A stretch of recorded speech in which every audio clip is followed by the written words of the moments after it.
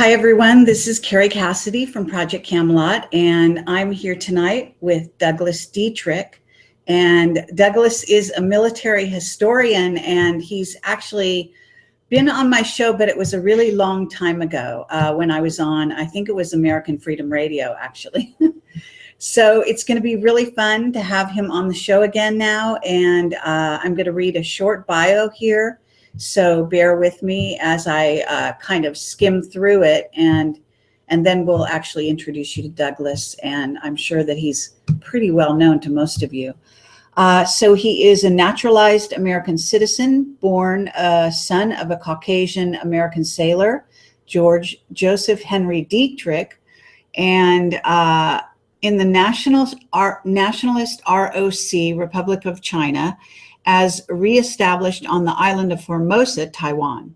His father retired from the U.S. Navy after 30 years of duty covering gunboat patrol in the twilight years of Warlord China, circa 1936 to 1941, a proactive phase of American belligerency in World War II, circa 1941 to 45. Sorry, here I'm getting caught up in the dates. Let me see where I can go with this. He was a Department of Defense research librarian, and all of this information is on my website, projectcamelotportal.com, if you want to read along. And for a decade, he was responsible for incinerating highly classified materials on critical historical topics such as Pearl Harbor, Roswell, Vietnam, different ethno-national holocausts, as well as documents exposing the reality behind vampires, zombies, Soviet psychic warfare, and other occult phenomena. He also is indicating here volumes of notes pertaining to Tesla, H.P. Lovecraft, L. Ron Hubbard, the Vatican, and United Nations were all destroyed, along with reams of reports detailing everything from military drug operations to CIA mind control. And he goes on about that, and we're gonna really ask him to elaborate. So that's his brief bio, and let me say that he is a very erudite scholar and a really good researcher. And whereas I will say that I don't always agree with everything that he says, I think he can back almost everything he talks about up with documentation, which is quite interesting. And in Camelot, we don't always believe documentation, but it's a lot of fun to hear from him, and he's absolutely brilliant. So let me welcome him to the show. And Douglas, it's great to have you, and it's so lovely after all this time to actually be able to do a face-to-face with you, more or less, online here. So welcome. Oh, thank you so much. The pleasure and the honor is mine, and very glad to be reunited with you again under what are certainly far more pleasant circumstances than the stresses I was dealing with at the time that we had met in the past. There was a lot going on. My parents had more recently died, which brings us, of course, to one of the reasons my father's background was included a bit more heavily in that bio than might be usual, was because this weekend was my late and sainted father's birthday. It was on the 23rd of October, and of course it was being born the son of an American serviceman that it made me a naturalized citizen of the United States.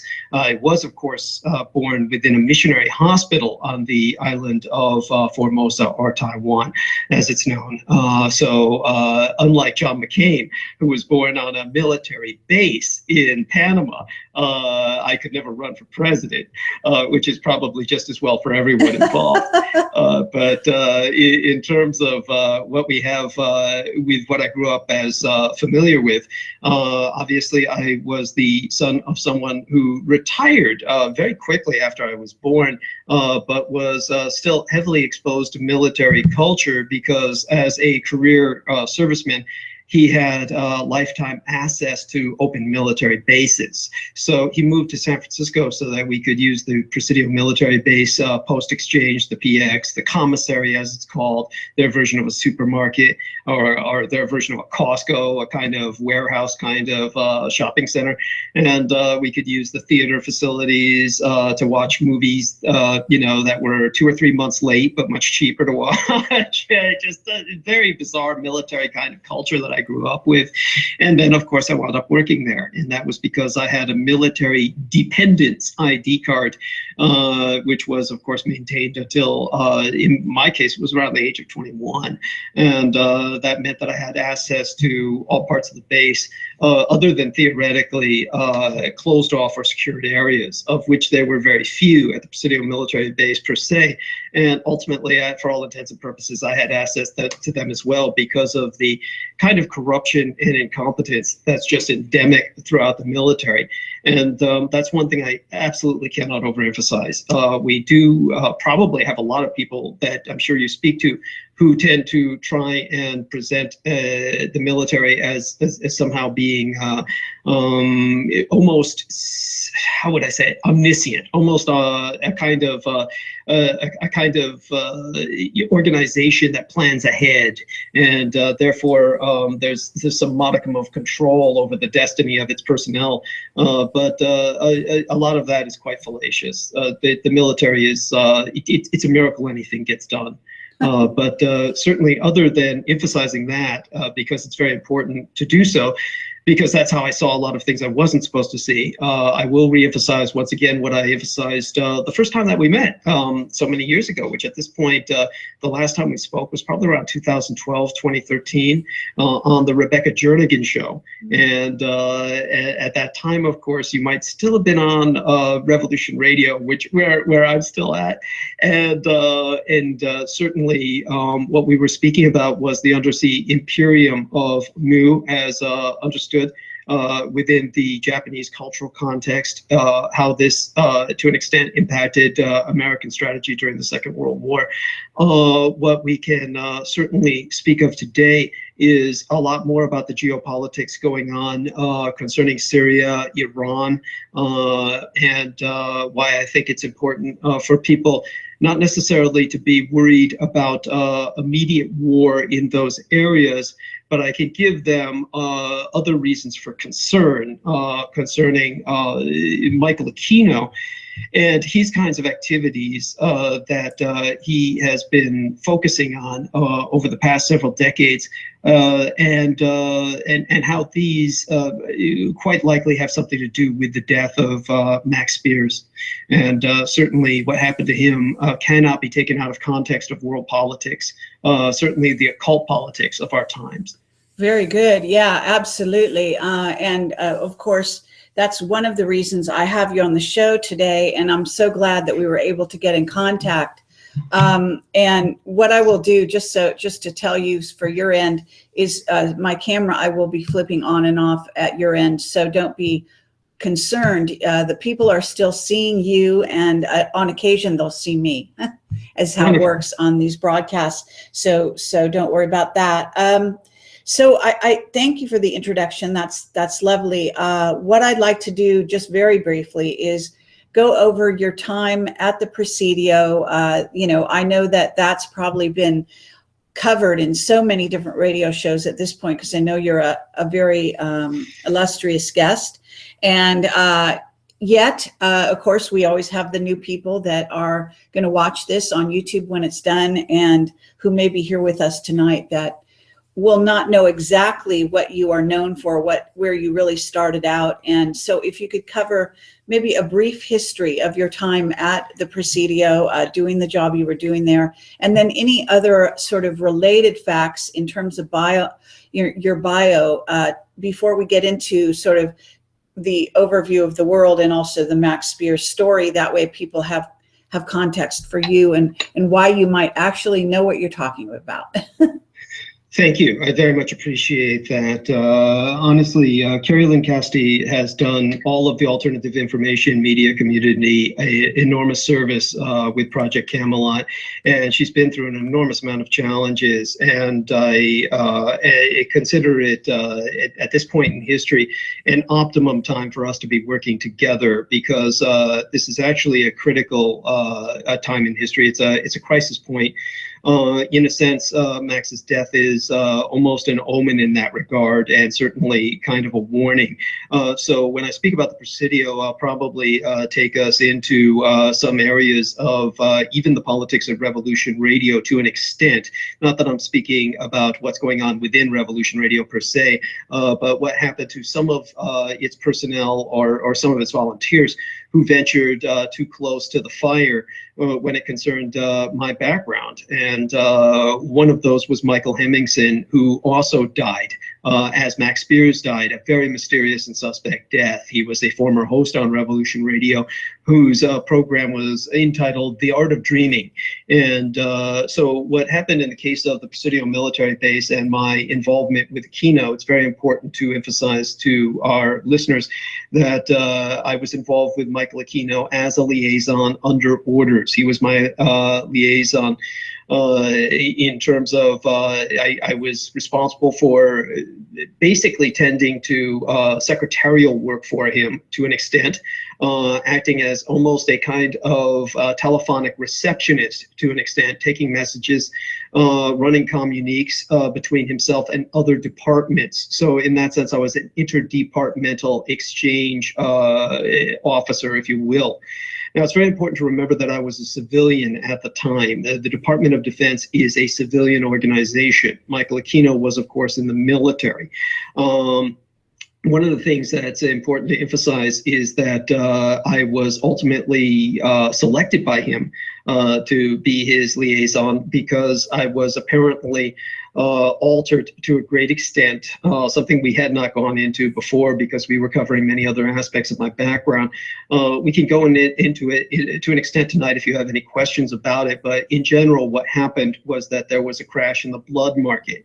Now, there's all kinds of international politics behind that. As a matter of fact, I'll go a bit into that now because it covers some of what's been happening in Southwest Asia historically that leads up to the crisis point where we're at now. If you ever feel that we're taking too much time on something, don't be afraid to interrupt and let me know that we've got time limits, and I'll be happy to wind up a subject. But basically, during the 1980s, blood in the United States was a very different affair when people were donating plasma. Blood banks used to take donations from prostitutes and drug abusers. And prostitutes and drug abusers used to be given like about the equivalent of about $20 in a donut so that they could rebuild their blood sugar levels after donating about a pint of blood. And because of that, the blood market became saturated with all kinds of diseases, some of which were becoming increasingly deadly, like AIDS, which was beginning to manifest on the street scene amongst drug abusers and amongst prostitutes. Then what happened was that we had other situations that were ongoing at the time where certain cynical politicians like Bill Clinton, and by the way, I can go on for hours about how lousy Republicans are, and will happily do so at any time. In this case, what we had was a Democratic politician who at that time was governor of the state of Arkansas. And what he did was he was getting blood drives to get himself known as a kind of philanthropist. As a governor, he was holding blood drives in the state prison system. Now, of course, people in prison, especially men, which dominate the prison society, about 98% of inmates in our prisons are male. They're all screwing each other, basically, to put it bluntly. They're all doing drugs. The diseases running through these prisons are rampant, and he was getting enormous amounts of blood from out of these prisoners in exchange for prison privileges, access to cigarette machines, the vending machines, stuff like that. Just insane little like exchanges. The end result was, of course, it became a given that at some point the blood market was going to crash, and that would be as soon as wealthy people had children who started to die, and that eventually happened. So when wealthy people had children who were taking blood transfusions due to accidents, diseases, whatever, and they started to die of AIDS and get infected with chlamydia and various other kinds of horrific diseases. The blood market began to crash worldwide.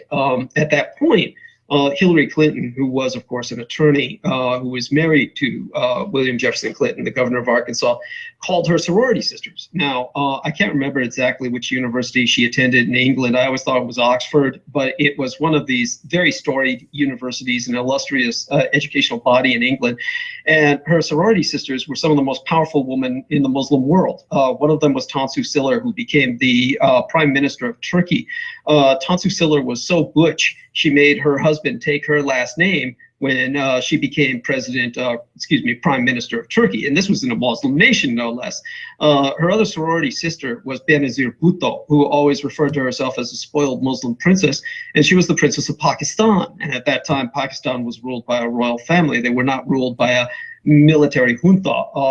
Musharraf had not yet taken over the country, but he would as a result of what Benazir Bhutto did. And what happened was that when the blood market crashed, Hillary Clinton called up Benazir Bhutto in a deal that became known as Bloodgate. And what happened was she informed her former sorority sister that the blood market's about to crash and you can make a big killing selling pure blood. And so what Benazir Bhutto did was she approached her general staff and said, you know, we've had multiple wars with India that have almost gone nuclear.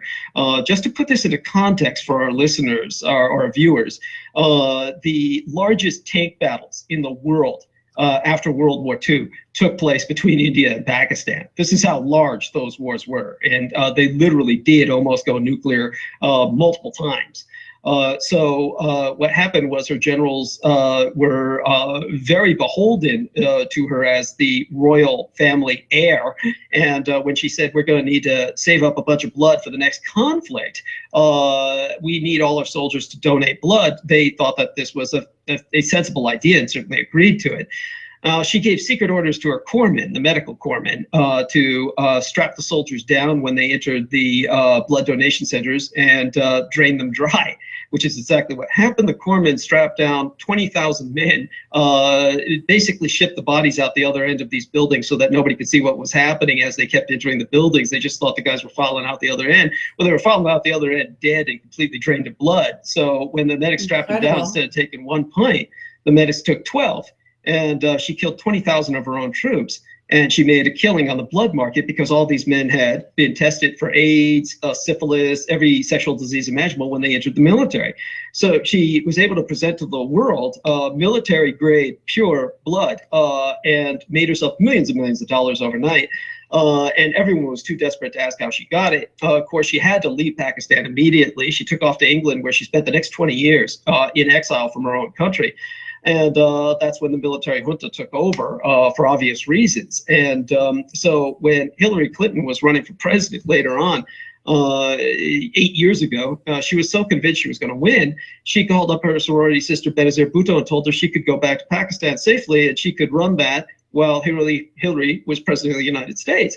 Now, of course, she didn't win. Barack Hussein Obama apparently had been president-elect, had been chosen by the elites to become president. And she was not on the inside track. And it was too late for Benazir Bhutto anyway, because the moment she went to Pakistan, I told everybody on air, I said, that woman's going to die as soon as she gets off the plane. And of course, as soon as she got off the plane, a man with a suicide bomb strapped around his waist and on his back threw himself at the base of the plane, blew himself up. That killed what must have been scores of people. The number of injuries was in the hundreds, as I understand it, but Benazir Bhutto escaped. She got into an armored car, started parading down towards her old home, the palace, and another man threw himself underneath her armored car, blew up his suicide backpack, and she died the way a United States serviceman dies in Iraq. The majority of United States servicemen in Iraq die of improvised explosive devices causing TBIs or traumatic brain injuries. They basically bash their head against the armored roof of the Humvee and crack their skull open and basically hemorrhage and die. That's how she died. Was she had no helmet, of course, and she bashed her head up against an armored car roof. And basically died of a very violent concussion. Okay, now I'm going to slow you down just a second here, and I'm very interested to how this relates to it sounded like this relates somehow to your own background, and I'm sure you're going to go full circle here, but I wanted to pause you for a minute just to a couple things. One is somebody in the chat thinks that they can contradict you and say that they were not sorority sisters, Hillary and Benazir Bhutto, but that they didn't meet until a certain year. Can you augment what you just said to answer that person in the chat? And the other thing is, I have something else to say after that, so I want to tell you what we knew about Hillary back in those days, right around the time of Benazir Bhutto's assassination. So, because I think it will interest you and relate greatly. So, can you answer that person while we're just right here? Yeah, I could tell them that what I was getting was out of the Department of Defense records concerning CENTO. CENTO was the Central Treaty Organization. There was another organization that was called CETO, which is the Southeast Asian Treaty Organization. Both these treaty organizations no longer exist. They were the Central Asian and the Southeast Asian version of NATO, the North Atlantic Treaty Organization, to which my liaison in terms of responsibilities, Michael Aquino, was a part of. He was on second to NATO, the North Atlantic Treaty Organization, which he took great advantage of in the most personally exploitive sense. Now, which it directly affected Max Spiers. So the reason I know that they were sorority sisters was that this was according to DOD documents. So whoever is saying what they're saying is contradicting Department of Defense documents. That doesn't mean the Department of Defense documents, of course, are necessarily correct. There's plenty of misentry of data in Department of Defense documents. There's plenty of misentry of data in any documentation you deal with. But in terms of the CENTO, the reason that was an interest to the Department of Defense, the background of Hillary Clinton, was because ultimately the fall of the Shah of Iran led to the collapse of CENTO. And with the fall of the Shah of Iran and the establishment of the mulocracy, of course, then these two women, the most powerful woman in the Muslim world, Tansu Çiller, the Prime Minister of Turkey, and Benazir Bhutto, the spoiled Muslim princess who was running Pakistan, were basically the foundations of American defense in Central Asia. So that was why they were keeping track of that. Related to this, let me say that, of course, we got information all those years ago, and I forget how many years ago that was. Perhaps you know what year Benazir Bhutto was assassinated, because that will tell us. Do you know the year? Oh, well, it's easy enough to find out. It was whatever year that Hillary Clinton was running against Barack Hussein Obama. So we can look that up as to when he became president. That was like 8 years ago. So it's this year minus 8 years ago. That sounds about right. Let me tell you that we had a meeting with Dan Burish, and I've often mentioned this, and we put it on our website, but I'll tell you now that we were told that actually she knew she wasn't going to win. She was actually told that she wasn't going to win that year because she was told she was going to run this year in 2016, and this year she would win. That they had decided to give it to Obama, and that she had to step aside. She did get, certain compensation for that, and was also, there were a number of other things we were told along the same lines. I can say that if Benazir Bhutto was told by her that it was going to be all right, that was perhaps in association with something else that was going on in Pakistan at the time, and or a certain bravado, or even a certain intentional deception going on behind the scenes. So it gets a bit more convoluted, but I can tell you that it was also something that Hillary was shown in, I believe, what is called the Yellow Book, behind the scenes in Black projects. So just wanted to say that about that. Just, it's a small detail about what Hillary knew and when she knew it, of course. But just wanted to augment that. Oh, I think that's entirely conceivable. All of that is entirely conceivable, and certainly I've no argument against that per se. There's nothing in particular that I would argue with there.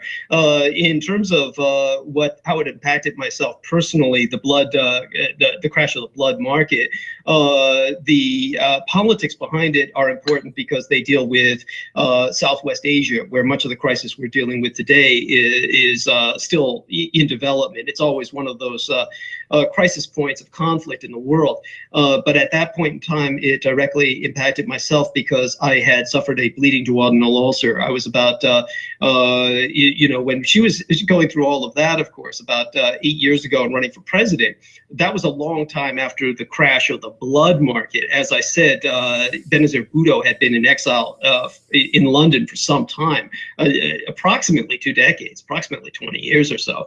And in terms of when she went to London after doing what she did with the mass murder of her own troops, that was at a time when I was about 14 years of age. It was approximately that time because she hadn't stepped into, quote unquote, rescue the blood market yet. So at that period of time, the blood market was known to have crashed. Blood supplies all over the world were known to be tainted and extremely dangerous. And so the military doctors at Letterman Army Medical Center told my parents when I suffered a bleeding duodenal ulcer that I was going to die.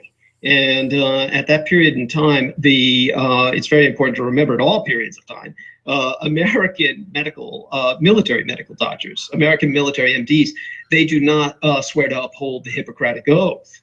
Not that MDs in the civilian world who swear to uphold the Hippocratic Oath normally follow it either, mind you, because many of them wind up contracting with the military-industrial complex in terms of human experimentation, which was exposed during the Clinton administration with the investigation into the human radiation experiments. And that, of course, dovetailed into MK Ultra investigations, Project Artichoke investigations, and it was found out that the entire military medical industrial complex was quite corrupt and very much in collusion with nothing less than mass murder of what ultimately impacted millions of Americans. So when we take into account what civilian doctors are willing to do, these are all of the illustrious universities, University of Rochester, UCSF in San Francisco, University of California, San Francisco, et cetera, then you can imagine what goes on with military doctors. They're paid in terms of their education by the military, and therefore they owe their allegiance to the military, and their primary duty is to follow military orders and objectives, which do not always coincide with the well-being of human beings, including their own troops. Sorry, my cat is here in the background. I apologize. He's making a lot of noise while you're talking, so just go ahead. Oh, that's fine. And in terms of Letterman Army Medical Center at the Presidio military base of San Francisco, that trained no less than a quarter of all U.S. Army doctors, fully 25% of them. And at any given time, they had human experimentation going on. There was an unholy alliance between them and the state of California. The state of California, to put this into perspective for our new listeners, has the largest prison system proportionate to its population in the world, just like the United States does. The United States, for instance, as opposed to Communist China. Communist China has millions of people in the Laogai, or the concentration camp system, of political dissidents, Falun Gong, etc. But compared to its baseline population, this is a fly speck of the population, believe it or not. The American population, on the other hand, compared to its baseline population, it has the largest prison population in the world. In the state of California, the prison system is so vast that the highest paid constabulary on planet Earth, the highest paid uniformed police agency in the world, is the California Prison Guards Union. You might have found out a bit about this when you were interviewing Mark Richards, but nevertheless, what goes on in the California Prison Guards Union is that they get all kinds of privileges, and the governor of California obeys their lobby, and they made a deal with the U.S. military so that Letterman Army Medical Center could do human experiments on prisoners in the state of California, mostly from San Quentin, Tescadero, other nearby prisons. What they were given were gubernatorial pardons of death sentences, revocation of life sentences, shortening of prison sentences, or even something as light as prison privileges, if only they would volunteer for a type of human experimentation, the type of privilege that they got was directly proportionate to the risk of the experiment they were undergoing. Now, many of these men would sign their rights away, and they're prisoners, and they would die. And there were no repercussions because they had volunteered under the situations that they were experiencing. So at Letterman Army Medical Center, they didn't always just experiment on prisoners. Now, I knew quite well about the prisoners because they would bring them to the library where I was a DOD research librarian. And they would bring the prisoners in for reading materials. Like there were prisoners there who were fed nothing but a certain kind of diet for 6 to 9 months to see what would happen to them. And they would have to be given reading materials. So I would give them reading materials during the time they were there. They would be escorted by armed guards, the MPs or military police. They also did experiments on military dependents. I was one of them. So when I had my bleeding duodenal ulcer, they told my parents that I was going to bleed out, and they didn't have any real plasma or blood to give myself because of the blood market crash. And therefore, they had an experimental plasma that they told my parents was nanoplasma. I was 14 years of age. So we're talking about the 1980s, very early 1980s. And this was before even Anton Drexler, very shortly thereafter, published his book, Engines of Creation. In terms of what they told my parents, they said quite bluntly that every prisoner they had administered this nanoplasma to had died, but younger people were much more pliable and they were hoping I could adapt. So my parents, of course, having no other choice, said yes. I, of course, was never informed of this. When the blood transfusion was performed, I died. I was clinically dead for about what I was told was about 24 to 48 hours.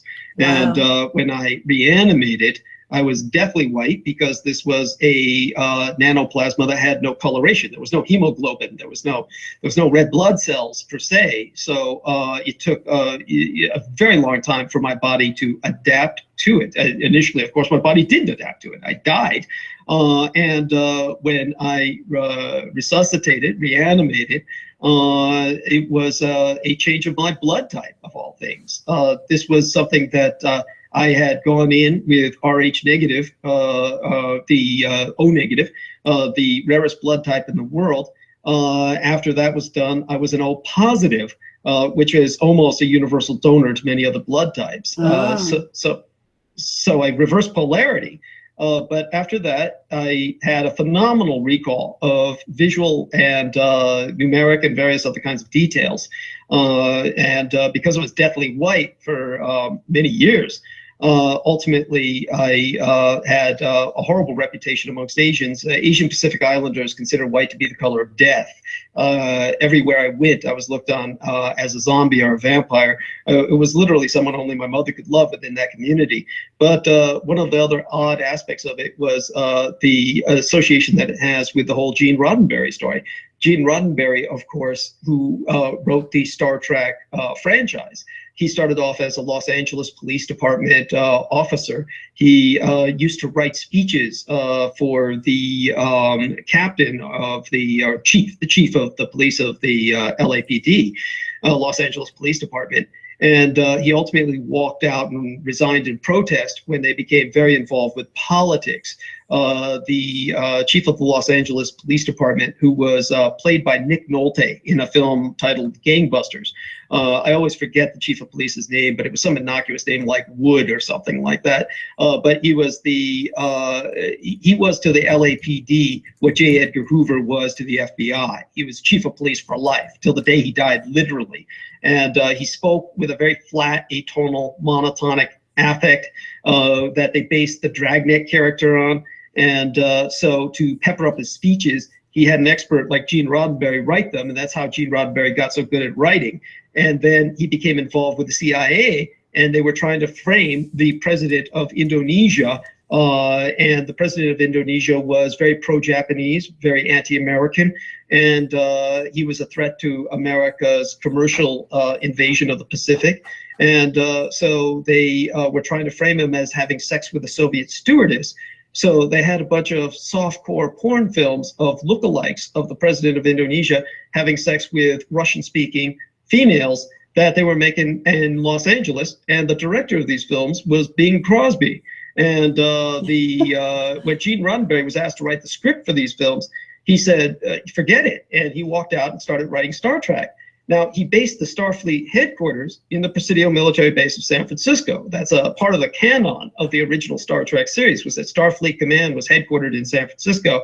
And of course, you've got 1,500 acres in San Francisco, which is the only place it would fit, was the Presidio military base.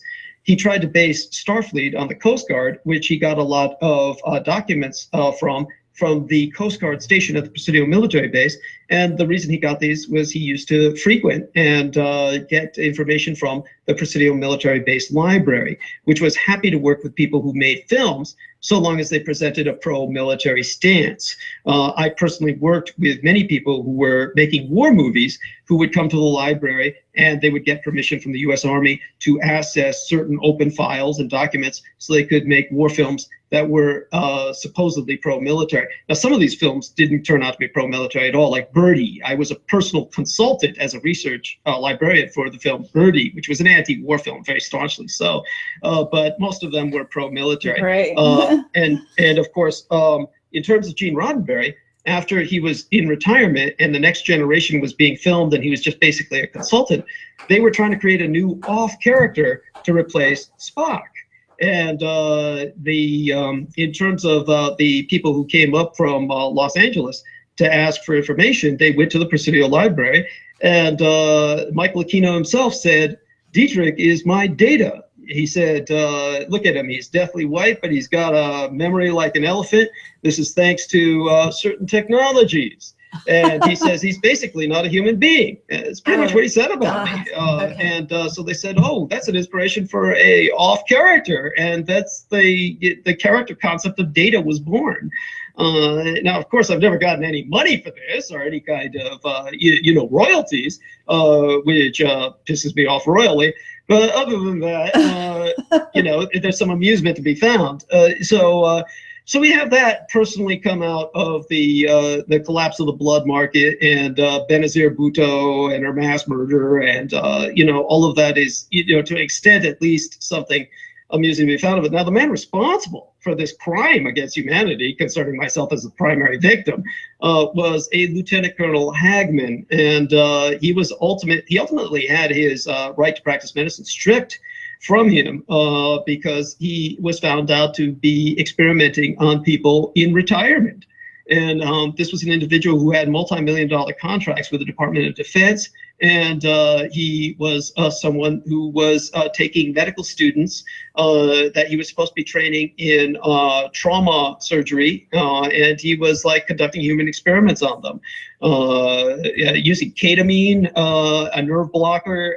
He was doing full-body blood transfusions, just like he had done with myself, removing all the blood from their body and pumping it back in to see if they would reanimate. He was doing things with their testicles so that they could never have an erection again. And for all of that, he just got his right to practice medicine stripped from him. At least it was a symbolic victory, but I kept track of him through my life to find out what happened to him because of what he did to me. But this is a man who obviously should be executed, or at least, very least, belongs the rest of his life in prison.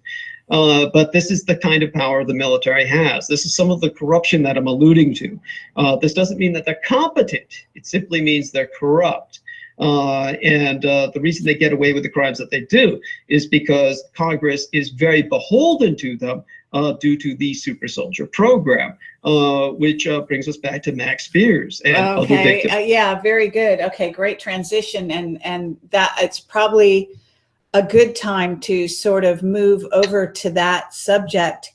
And so I want to thank you for that amazing exposition of not only your background, but what is going on in the prison system in California, the relationship of the number of prisoners here in California to the population, and then, as you say, in China. And that's quite an interesting I guess you might say factoid, which does reflect an interesting twist in viewing one's government as to really who the people are running our country at this time.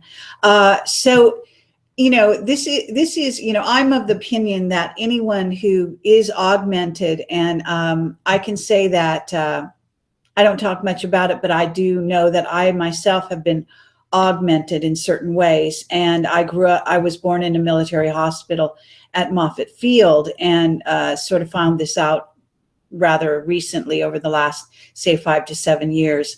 But I can say that any of us who have done this or have been part of this, and that includes Max Spiers, has chosen this as a soul with a purpose in mind. And just like we do have whistleblowers that do some similar things in their own lives to cross over from one side, what you might say the light side, to the dark, to work in the dark side and learn, and then also be able to come back over here and report to us what they have found.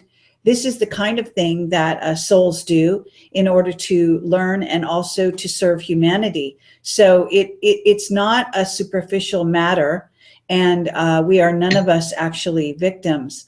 I would love to hear you continue to talk about what you think, based on your background of being a librarian in the Presidio, in the Department of Defense, and if you can remind me for how many years again, and how you sort of were able to trace, in essence, what you understand to be the super soldier program, and then how it's affected you, etc. So go right ahead. Yes, thank you. In terms of the number of years that I worked with the Department of Defense, it was almost a decade. It was 8 years. And very important to remember, once again, to put this into perspective for our listeners. The Department of Defense is a civilian bureaucracy. It constitutes about 100,000 people.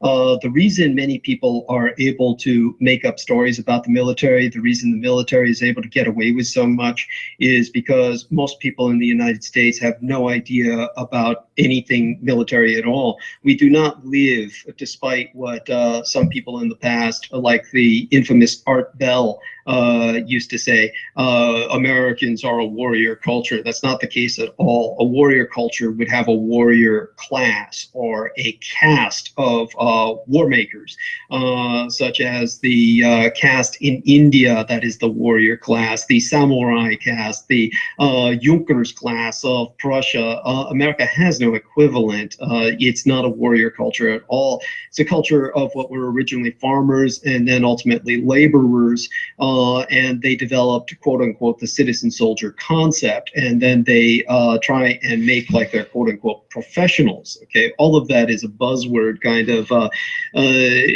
cover for the fact that there is no professional military force. So what you have are officers that are commissioned, and the enlisted men who are non-commissioned. To put this into perspective for the American public, because it's very important to do so, a non-commissioned officer or enlisted person, from private first class or private all the way up to master sergeant, they're non-commissioned, which means that theoretically, according to the Uniform Code of Military Justice, if they're not getting paid, they don't have to fight. And the officer class is commissioned. That means they have stock in the nation. They hold stock in the incorporated states of America. That means they have to go down with the ship. They have to fight until the nation no longer exists. So because of that, the commissioned officer class in the United States looks upon the non-commissioned class as garbage. They look on them as offal, dung, beneath contempt. As nothing but a bunch of mercenaries to be expended as needlessly and as uselessly as possible. And in terms of all of this, it's reflected in, because of that, no one wants to join the military. And because no one wants to join the military, because for one thing, joining the military gives you nothing of use in the civilian world. You can go into the military and they'll advertise all the engineering skills or technical skills you can learn that are applicable to get you jobs in the civilian world. It's all a lie. I mean, you go in the military, let's say you become an engineer, you're fixing tank treads for the next 10, 20 years, right? And then you retire, right? You go to an auto shop. well, all you know how to do is fix tank treads. So you think an auto shop needs you? Of course not.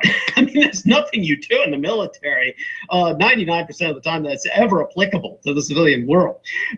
So you're either stuck in you're either in the military or you're out. So most people choose not to go in for obvious reasons. So because of that, functionally, no one in the United States is in the military. If you put the Department of Defense with 100,000 bureaucrats, the overwhelming majority of whom have never served in the military armed services a day in their life, who have never worn a uniform a day in their life, you've got 100,000 of these civilians. You put together the Coast Guard, which is a branch of the military, the National Guard, the reserves. You put together the Army, the Navy, the Air Force, the Marines, all together. All of that equals less than 1% of the U.S. population. So all of the military, all of it, it's less than 1% of the U.S. population. So the majority of the time, people can tell as many stories as they want about the military. And most Americans have no gauge on which to measure their claims against. They have no ability to discern what they're saying that's true or false. But the one thing they all expect is that the military is some competent professional body, which it most certainly is not. But on top of all of that, of course, you have what is called the super soldier program, which is why this incompetent, incredibly small amount of people gets all your money. So you've got less than 1% of the population, and there's your 1%. People talk about occupy the 1%, the 1%, that's it, that's your 1%.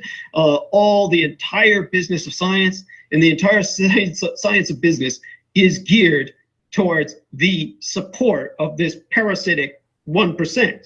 And this parasitic 1% takes billions and billions and billions of dollars, literally trillions, that goes into black budget programs and the construction of nukes, the maintenance of nukes, just all of this incredible high technology gimmickry that the majority of it being entirely non-functional.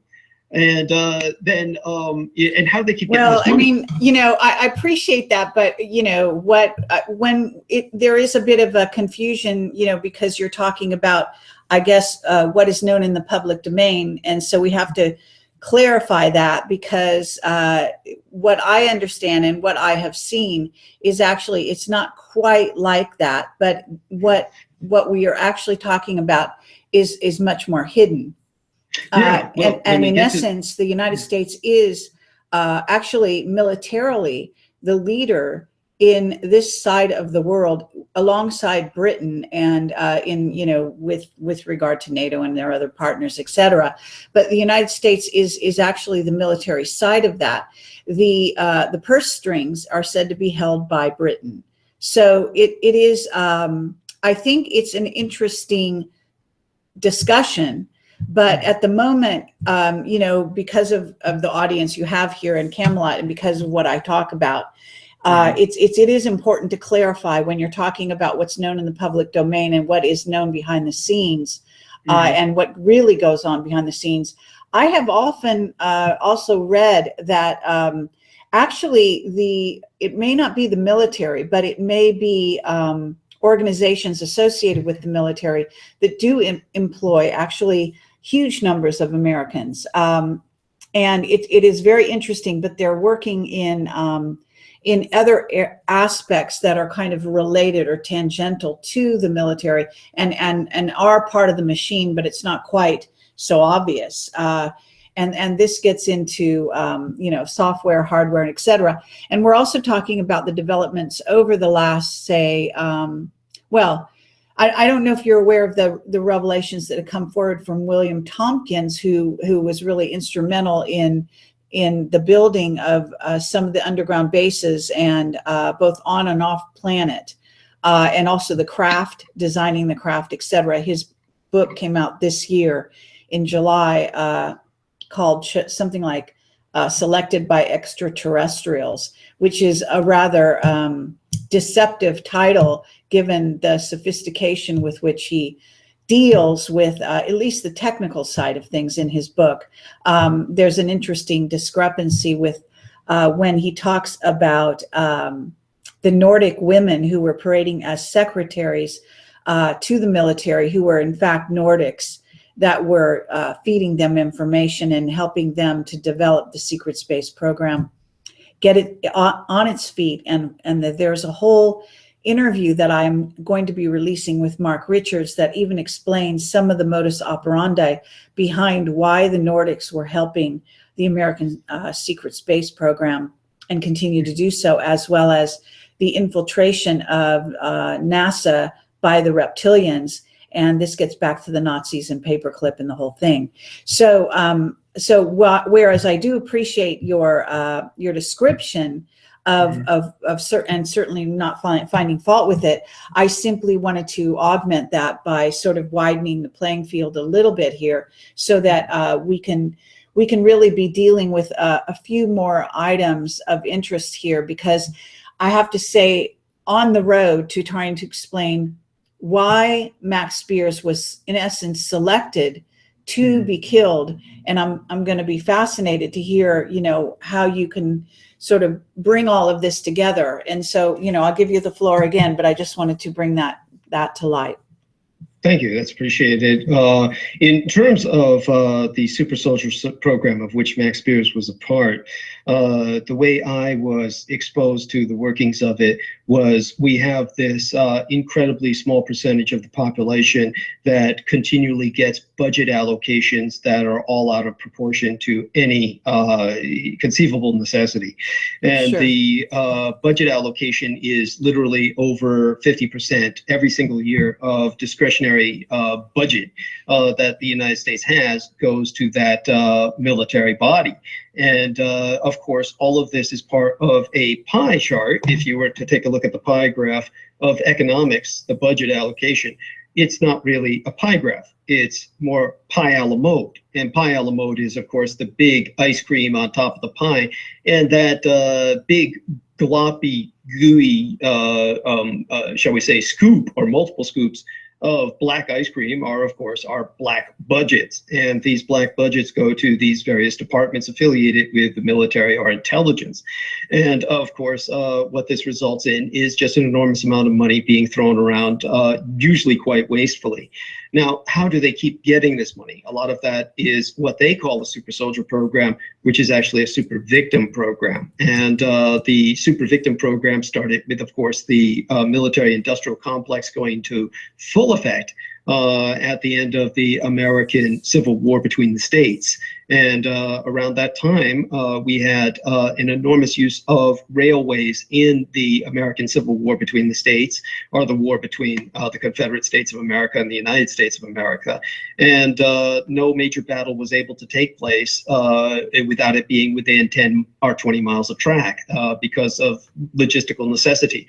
As a result, the rail barons came to run the economy, and they couldn't let it stop. So when the rail barons basically influenced the election after the American war came to an end, or came to a ceasefire, then what they did was they put in a president of their own, as opposed to the one who had democratically won the election, who was Samuel Tilden. Samuel Tilden was the Ralph Nader of his day. He was a crusader against military corruption. He won the election by a landslide, and he won it by the electoral vote. So what the rail barons did was they threw out all the electoral votes and restacked the votes until he lost by a single vote. And it was an election stolen in broad daylight. All of this is public domain and open for anyone to verify on their own. And the person they inserted as their president-elect was General Rutherford B. Hayes. And he was a Union general who, after that, led the war of extermination against the Native Americans on the High Plains, so they could continue expanding the rails all the way to the Pacific. Now, from that point forward, a pirate flag was run over both the United and Confederate States of America. And that pirate flag was the military-industrial complex's flag. And the support from Congress is what enabled that military-industrial complex to keep getting all the money it ever wanted. Now, why does Congress keep voting for all this money?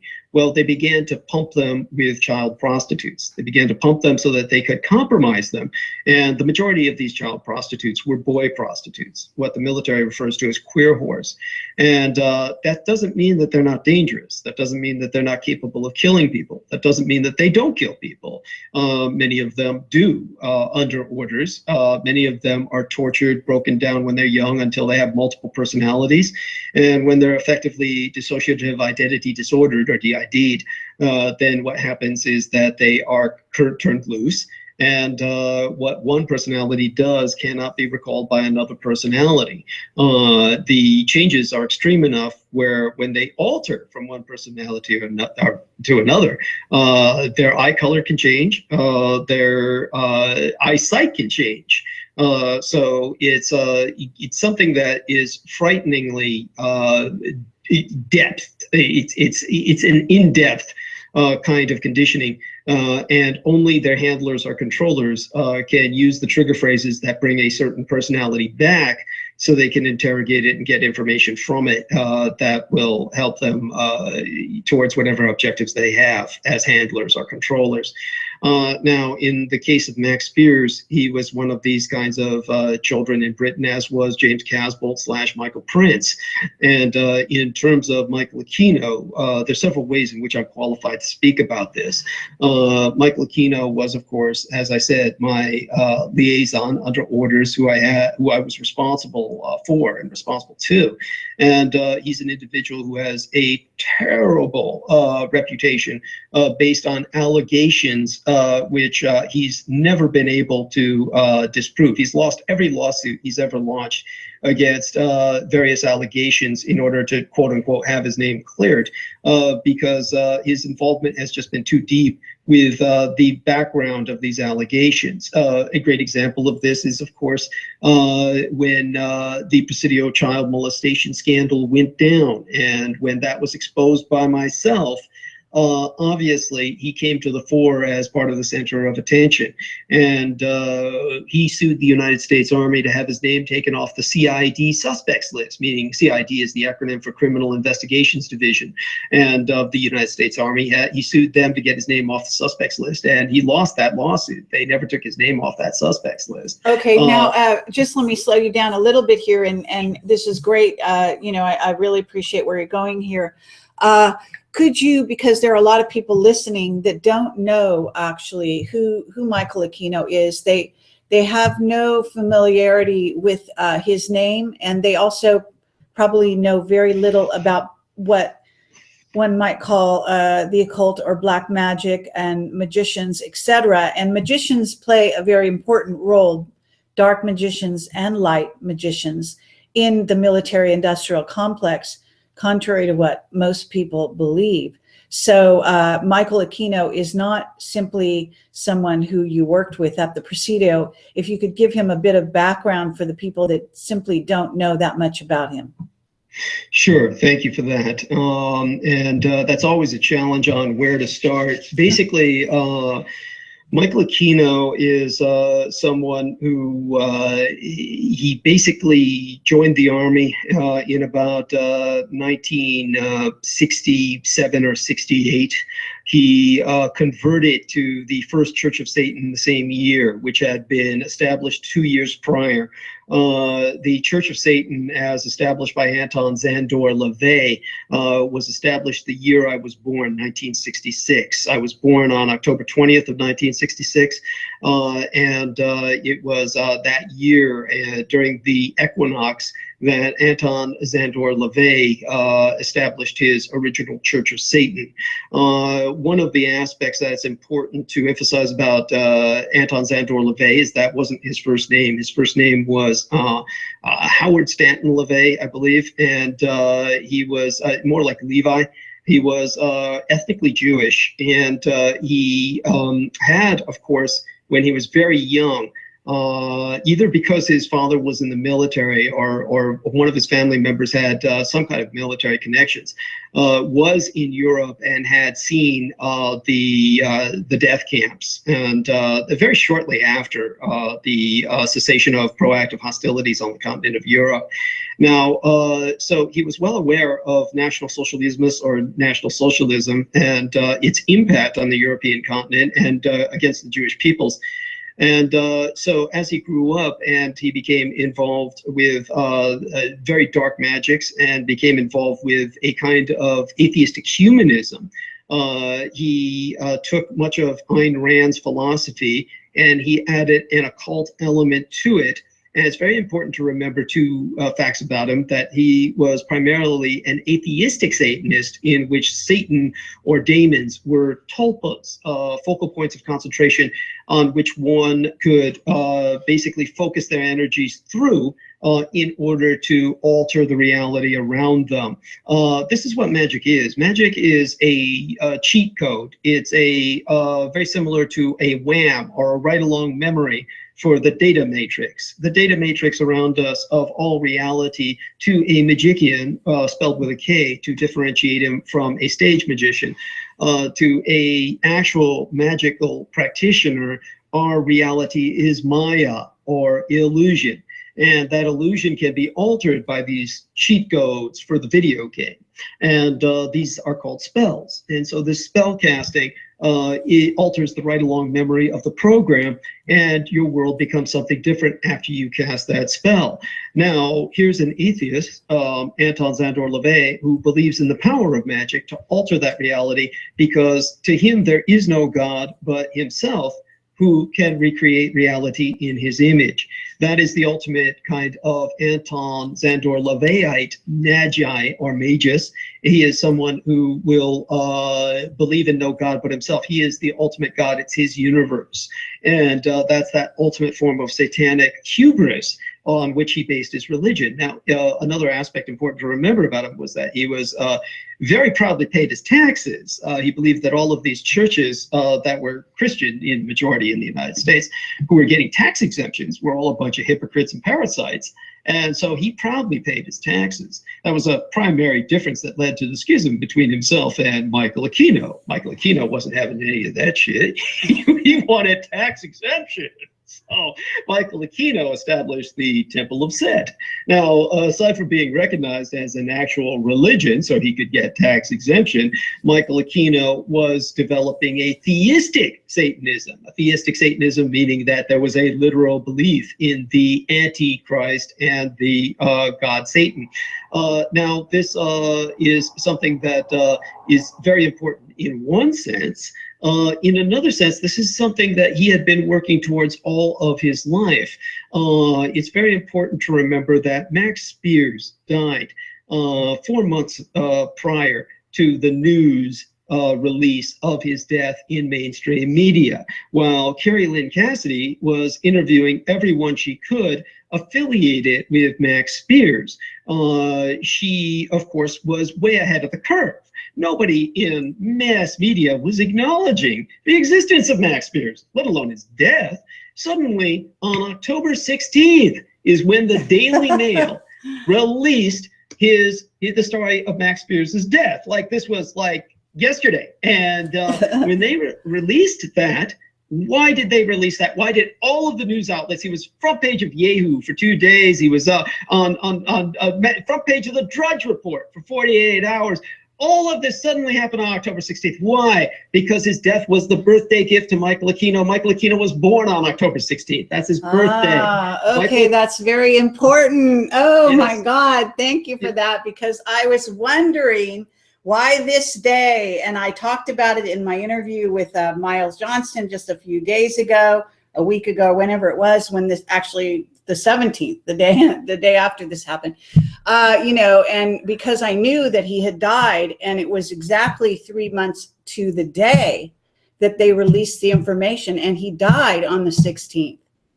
So he died on the 16th of July, and they released the information on October 16th. And now we know why they chose that date. And now this is almost an admission of guilt, though, I have to say.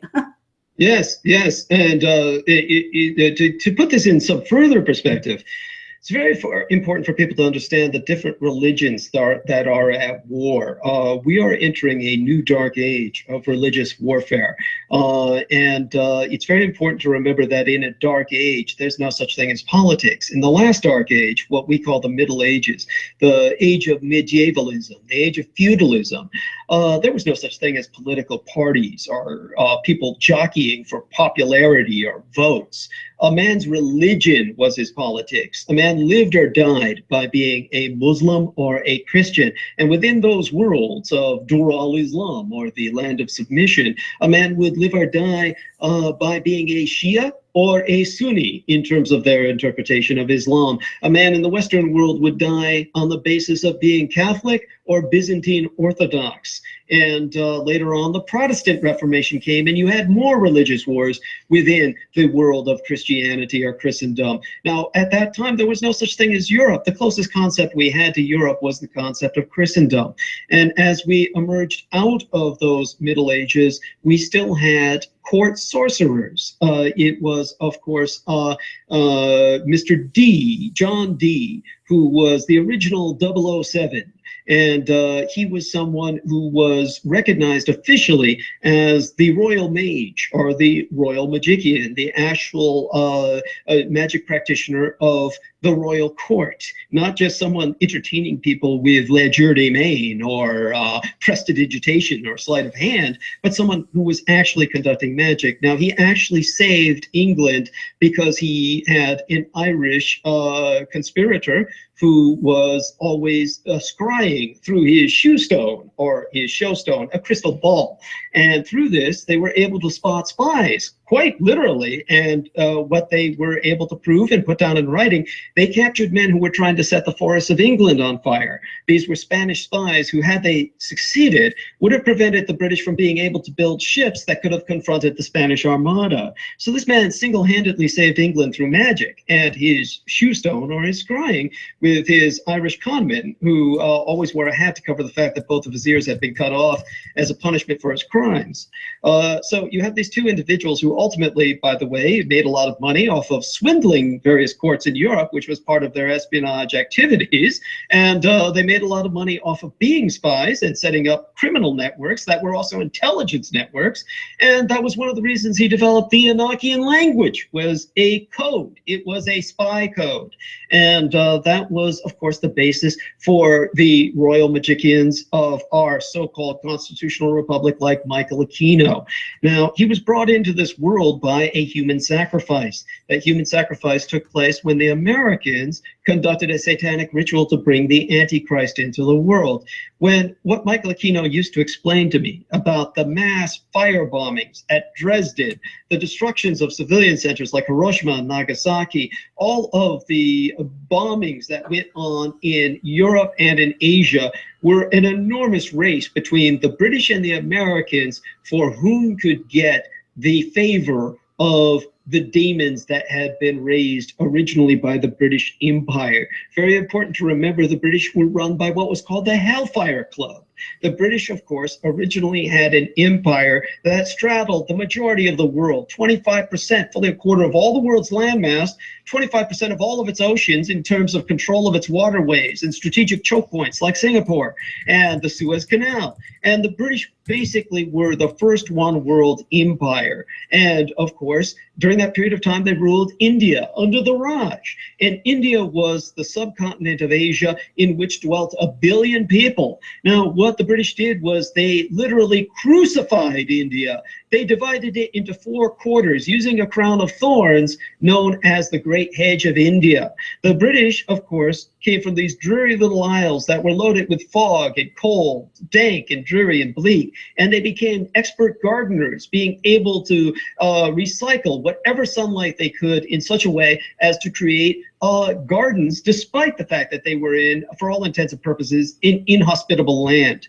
And they became expert hedge growers. Now, if anyone is unfamiliar with how dangerous a hedge can be, they know nothing of the invasion of Normandy by the Americans. The Americans ran into the Bocage country of France, what's known as hedgerow hell. To those who remember that invasion. This was after D-Day, and they lost more men in that hedgerow hell, thanks to Erwin Rommel's in-depth defense, than they ever lost at Normandy. They expended far more ammunition. They had far more psychological breakdowns in terms of hundreds of percentiles in that horrible landscape where the Germans had hollowed out all of the hedgerows and emplaced within them mortars, machine guns, snipers, and they tore the Americans to ribbons. This was Rommel's greatest military accomplishment, far more important than anything he had done in North Africa. So when Erwin Rommel had this enormous victory, even in death, it was then he was recognized as a military genius whose name would resound in history. But in terms of this bocage country, this hedgerow hell, the British developed something in India in the tropics where they took British hedgerows and in the tropical climes they mutated. They grew 100 times their size. They became the size literally of the Great Wall of China. They established a British hedgerow across India, north to south and east to west. They divided India into 4 quarters and they were able to prevent other parts of India from getting medicine, another part of India from getting food. They would decide who lived or died, and that way they can control and suppress rebellions. This led to massive starvations and forced deprivation of medicines and other goods that ultimately, in the end, killed 100 million people over the period of time that great hedge of India was established. When the British left, the Indians, and who could blame them, uprooted the great hedge of India, and there's no sign of it today, but it was quite real. And during its death, they affirmed the fact that its roots had fed off the blood of 100 million Indians of that horrible mutated thorn bush.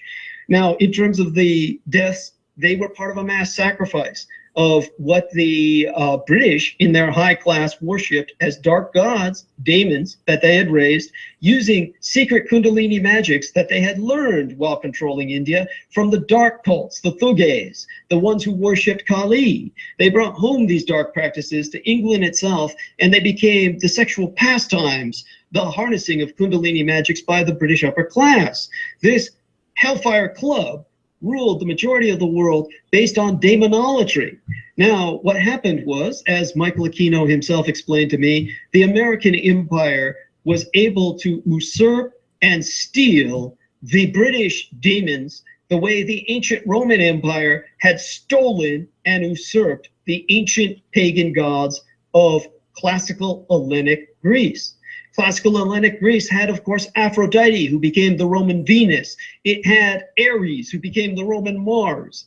It had, of course, Jove, who became the Roman Jupiter, just as the Romans were just a cultureless garrison state that stole all of the culture of far greater peoples in Greece. So too did America steal the daemons of England. And how did they do that? By feeding them more, by killing more people. They were able to destroy more people with their firebombing, civilians, men, women, children, senior citizens, infants in their cribs, crippled people in their beds, with mass firebombing that had no strategic purpose, but it did serve a purpose that was lower, which was the satiating of demons with blood that came over into American service. That's why men like Michael Aquino were so important. How important was Michael Aquino? Michael Aquino wrote the Chaplain's Handbook for all military services. If you ever take a look at all military services, they have a Chaplain's Handbook. And that Chaplain's Handbook is the same handbook for the Navy as it is for the Marine Corps, the Army, or the Air Force, or the Coast Guard. Who wrote that handbook? Michael Aquino. Michael Aquino was considered the official satanic chaplain of the U.S. military, not just the U.S. Army, the U.S. military.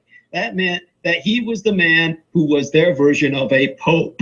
So this man wrote the Chaplain's Handbook so that every Jewish, Catholic, or Protestant priest or rabbi or deacon would have to step back and stand down whenever a satanic chaplain showed up.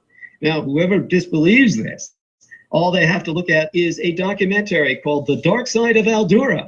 The Al-Dura is, of course, an Arab term. There's no transliteration. It's spelled A-L, and then there's a space or a dash, depending on who's translating, and then D-O-U-R-A. The Dark Side of Al-Dura opens up with, of course, Dick Cheney. And Dick Cheney is saying, we have to go to the dark side. We have to go to the dark side. And, of course, they show the U.S. Army Rangers carrying out that darkness.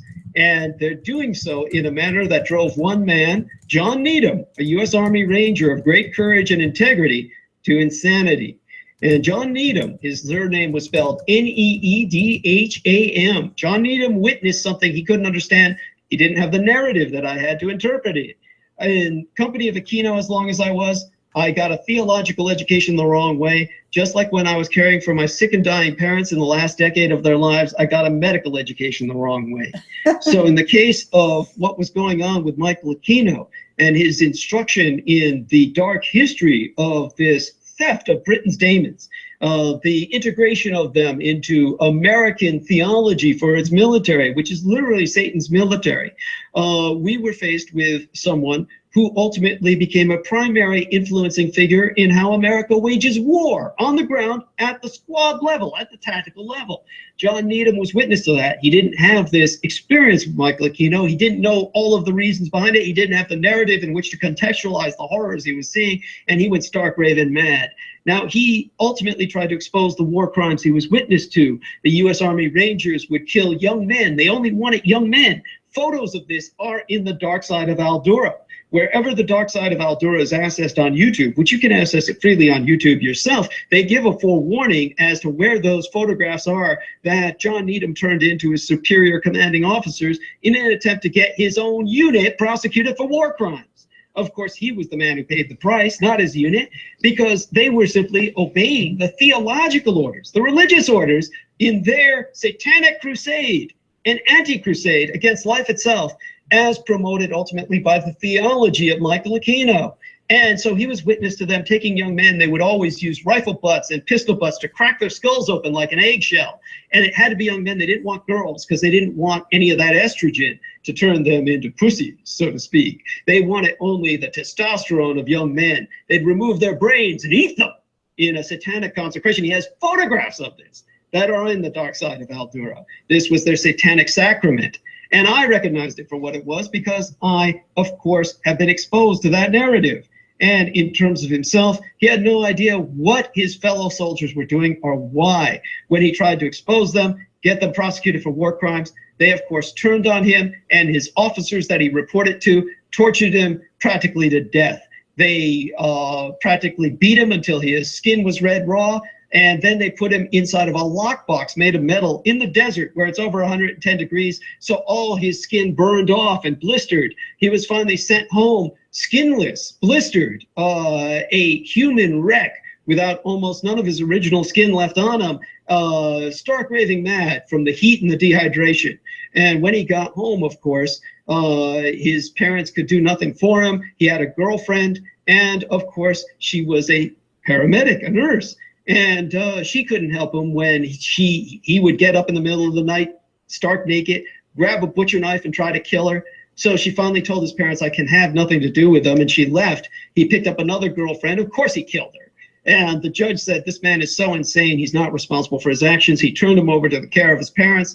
And one day while he was walking along the beach with his dad, he died just like that. Like somebody had turned the switch on a microchip, or pointed the bone at him with a death spell, which I've seen conducted by Michael Aquino, and I've seen it work. Now, of course, I'm immune to these sorts of affairs for very rarefied reasons that would require an explanation in and of themselves. The explanation is given on my DVD. I've presented before. We could go a bit into it if Kerry wants to go in that direction. But I have a DVD, Satan's Crusaders. People can order that for the full story. And that's at www.dddietrich.com.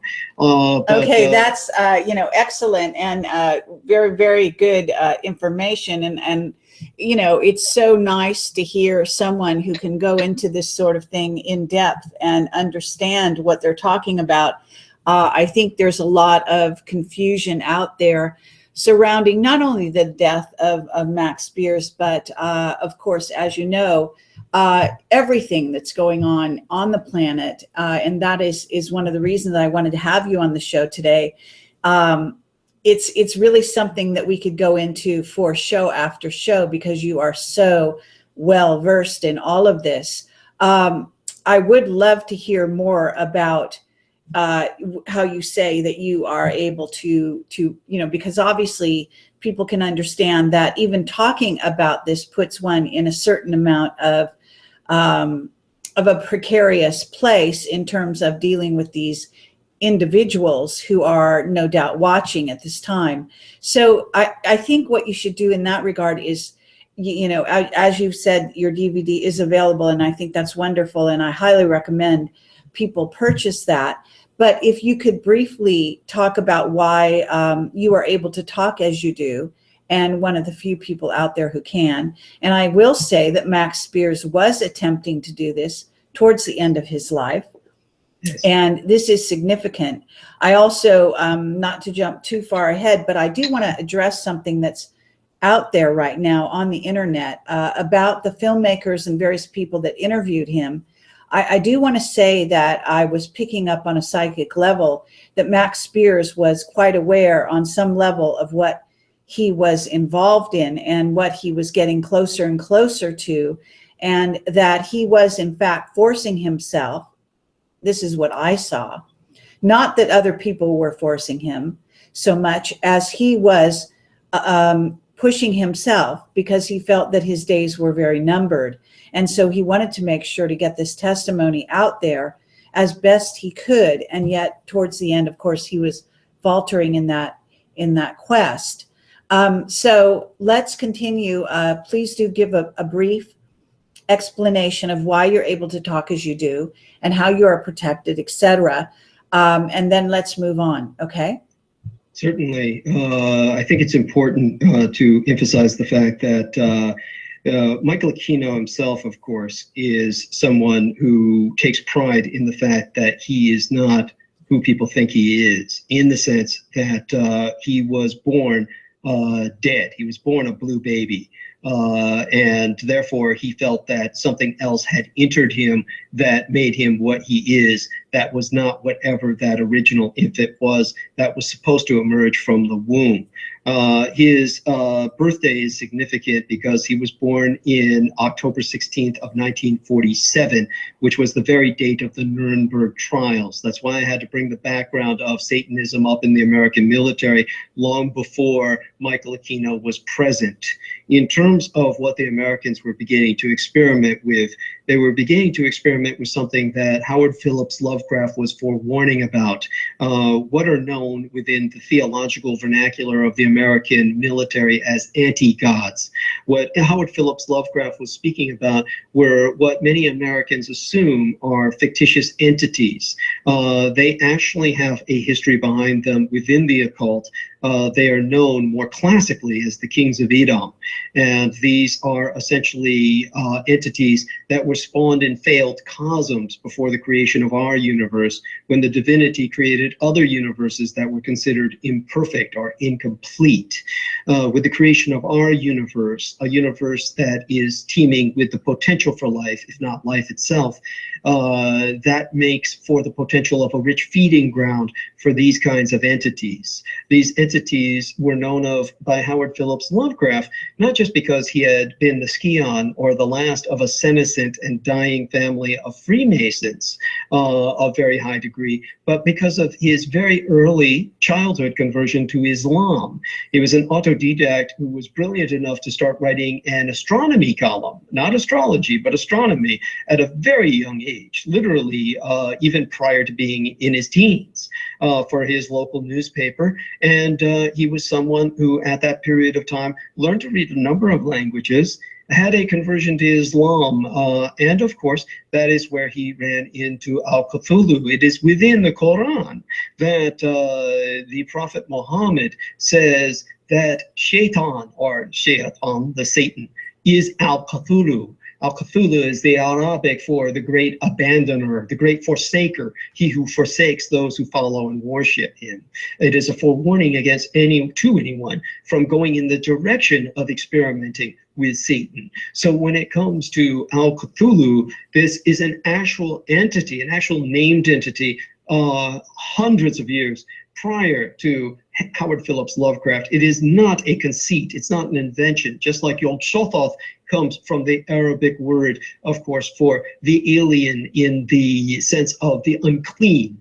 And so what we have is a background that led to the Americans experimenting with summoning these entities that were, of course, first drawn into our cosm by the enormous amount of blood spilled in India by the British Raj.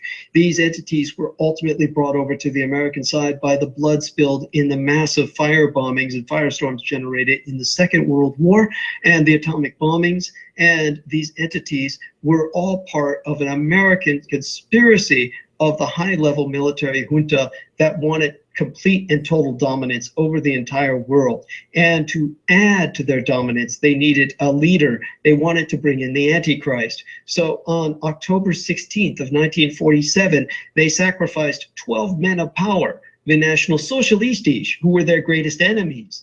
If you ever read Howard Phillips Lovecraft's only book that was ever published in his lifetime, he had many stories published, but not a single book other than The Shadow over Innsmouth. And within The Shadow over Innsmouth, he explicitly states that the elder sign is the only sign that can ward away the anti-gods. And this elder sign is the swastika. That was the shield, the ward that was picked up by the National Socialistes against the American anti-godliness, against their Satanism. And it was that symbol that the Americans decided to vilify and make the enemy of all mankind. And by sullying that symbol, they prevent anyone from accessing that ward against the anti-gods. Now, according to his own book, the Book of Coming Forth by Night, Michael Aquino was born, as was the Buddha, with the horrid swastika on his chest. Aleister Crowley made that claim. Now, this was supposed to be peach fuzz or baby hair that was manifesting that symbol. Now, why is that important? Isn't that antithetical or contradictory? Not at all. It gave him the innate power to confront these entities without being overwhelmed by them because he had an innate physical ward and a shield against them. That's what gave him a high degree of occult radiation tolerance, to put it in an allegorical fashion. And I have that kind of high radiation tolerance because of an incident that had happened with an occult Chernobyl, a meltdown in a spell casting, a summoning gone wrong with many of his followers and acolytes one night.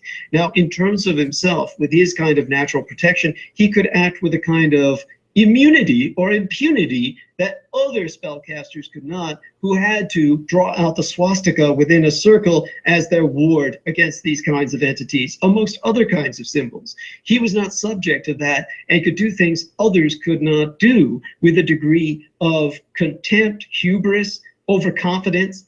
Now, I, of course, wound up paying the price for that without even being a participant in these rituals, even though he had always wanted myself as his heir to the Temple of Set. He was hoping ultimately I would replace himself.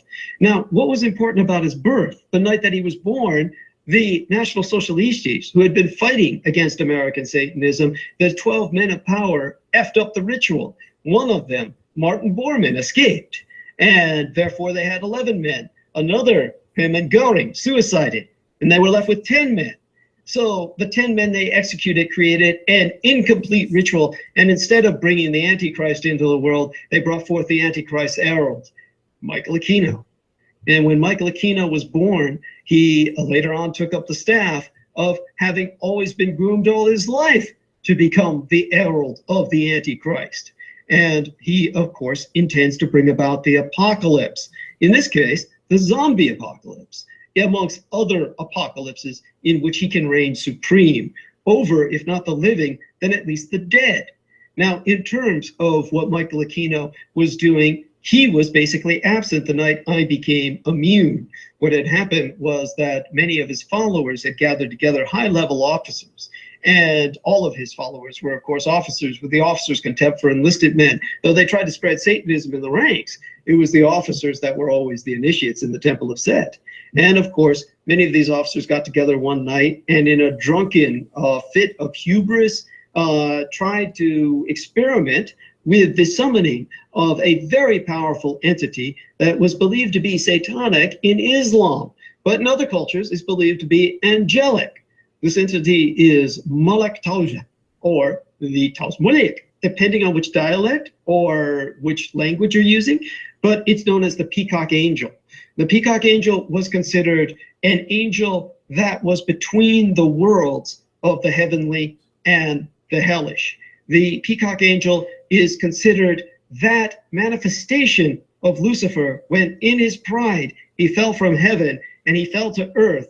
He had to have a people he could relate to without destroying them, people who he could commune with, who would give him an interaction with humanity that would be such that he would not destroy them in his interactions. In other words, he needed a middle man community. And of course, this became the Yazidi peoples in Kurdistan, that region between Syria, that region between Iran and Iraq, where the nation of Kurdistan is currently trying to form, is also the major ranging zone of the Yazidi peoples. The Yazidi peoples are considered by the Iranians, who are ethnically Persian, the Turks, who are ethnically Turkic, and the Syrians and the Iraqis, who are ethnically Arabic. The Yazidi people, like the Kurdish people, are a separate ethnicity altogether, and they are considered to be entirely satanic, the people of Satan, the people of the peacock angel. These people, Michael Aquino sought to destroy. This is one of the reasons America is in Syria, in Iraq, is to support ISIS, Daesh, the Islamic State, in the genocide of the Yazidi peoples. Why? Because the black magicians, the sorcerers, hate them and despise them in their envy, because the Yazidi people have the ability to commune with Melek Tolsi, the peacock angel, without sacrificing a bit of their essence or their soul. They are immune to occult radiation. They are peoples who are the people of the peacock angel. And the peacock angel is that element of the angelic and the fell that acts as a go-between between heaven and hell. It is terrestrial. It is a manifestation of the terrestrial angelic, an earth angel. And because the peacock angel is of enormous beauty and power and is so tempting in all its coloration, in all it has to offer in terms of wisdom and intellect, Muhammad, in his conceptualization, his cosmology, decided to demonize it.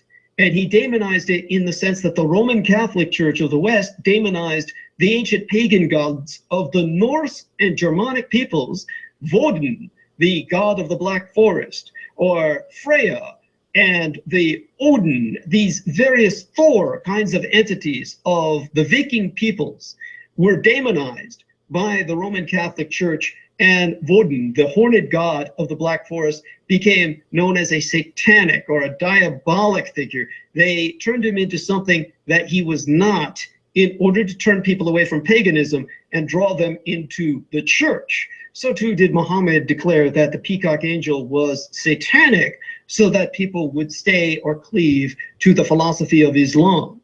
So in terms of this satanic angelic figure, what happened was that these men one night summoned it so they could experiment with new weapons, silencers for automatic weapons. A silencer is usually a one-shot disposable item. You can use it for one shot and you have to throw it away. There was an experiment with the development of silencers for fully automatic weapons. And so they decided to experiment with this. They took weapons out of the armory and they experimented with using these silencers, but they wanted to do it at night when no one was around or up in the Presidio military base in general, and therefore they could do it at their leisure and basically fire at will. All of this was done illegally. All of this was done without any permission from the higher command. These themselves were officers. They were the high command. So they wanted to have fun in the dark and to experiment with their magic and their ability to use these weapons. They summoned the peacock angel so that they could see in the dark and hit their mark. And they were able to tear apart CHP, or excuse me, the resuscitation dummies for the CPR, cardiopulmonary resuscitation, the CPR dummies they took, and they took the child dummies because the adult dummies were too heavy to carry. So the child dummies were far easier to noose up on the swings at the end of the park of the Presidio playground, which was, of course, bordering the library, where I worked at night destroying documents. So there were only 12 of these officers, and they needed 13 for a covenant for that particular spell, and they wrote my name into the spell because I was present. I had no knowledge of this, and when everything went wrong and went into a meltdown, I was as impacted as they were. They didn't complete the circle in their blood. Their circle was broken, and on that night of the broken circle, we all became possessed. During that period of time, of course, we were all impacted in a way that manifested physically, impacted us in every sense imaginable. You first felt it physically. I was working with the incinerator. I could no longer feel the heat of the flames. Everything became a burning cold, as when I had my nanoplasma transfusion. If anyone has ever had a blood transfusion of even a pint of blood, then you know that it's frozen plasma. When it's put into your veins, it burns with the fires of hell so painfully. There's no real description for it. Your arm numbs where it's being entered. Imagine getting a total body transfusion, as I did when I was 14 years old, and your whole body feeling like that. That's how my body felt suddenly before the flames of the incinerator while I was destroying documents that night. And as we were all possessed, I went out to investigate what was happening because I knew it was beyond the physical. I had no sense of empathy, no sense of love, no sense of identity. I would think of my parents, and there was no sense of warmth or resonance that I would normally feel for them. I had no sense of, if you could use the term, love or empathy. There was no relation to humanity. And being so untethered, I walked out to confront these men, and they turned around, and their eyes were all glowing in the dark. Now, my problem is on my DVDs, I don't describe the glow, and so most people go back to Hollywood, and they think of red eyes. It's not the case at all. This kind of possession leads to more of a luciferin effect, a kind of phosphorescent glow that occurs with jellyfish or octopi or cuttlefish in the dark ocean. Very similar to the predators, who have far more cones in their eyes where they can pick up ambient light, like a wolf or a nocturnal animal. I understand. Okay. And so with their eyes glowing, they noticed my eyes were glowing. And that's how we confronted the fact that we were at this point possessed. And I looked at the circle of blood that they had drawn out in their own blood. They had cut their arms to blood the ritual. It was incomplete. And I said, the circle is broken, and whatever you've summoned is out, and it's in us. And so we went into ultimately a prayer mode. I go into full details in the DVD, but we were able to ultimately, in our desperation, eject the entity, but incompletely. And I have no idea what ultimately became of the 12 men after that night, when I chased them out of the library and told all of these high officers to pack the weapons they were experimenting with, the silencers and everything, get everything out of there and get out of the library, when I literally kicked them out.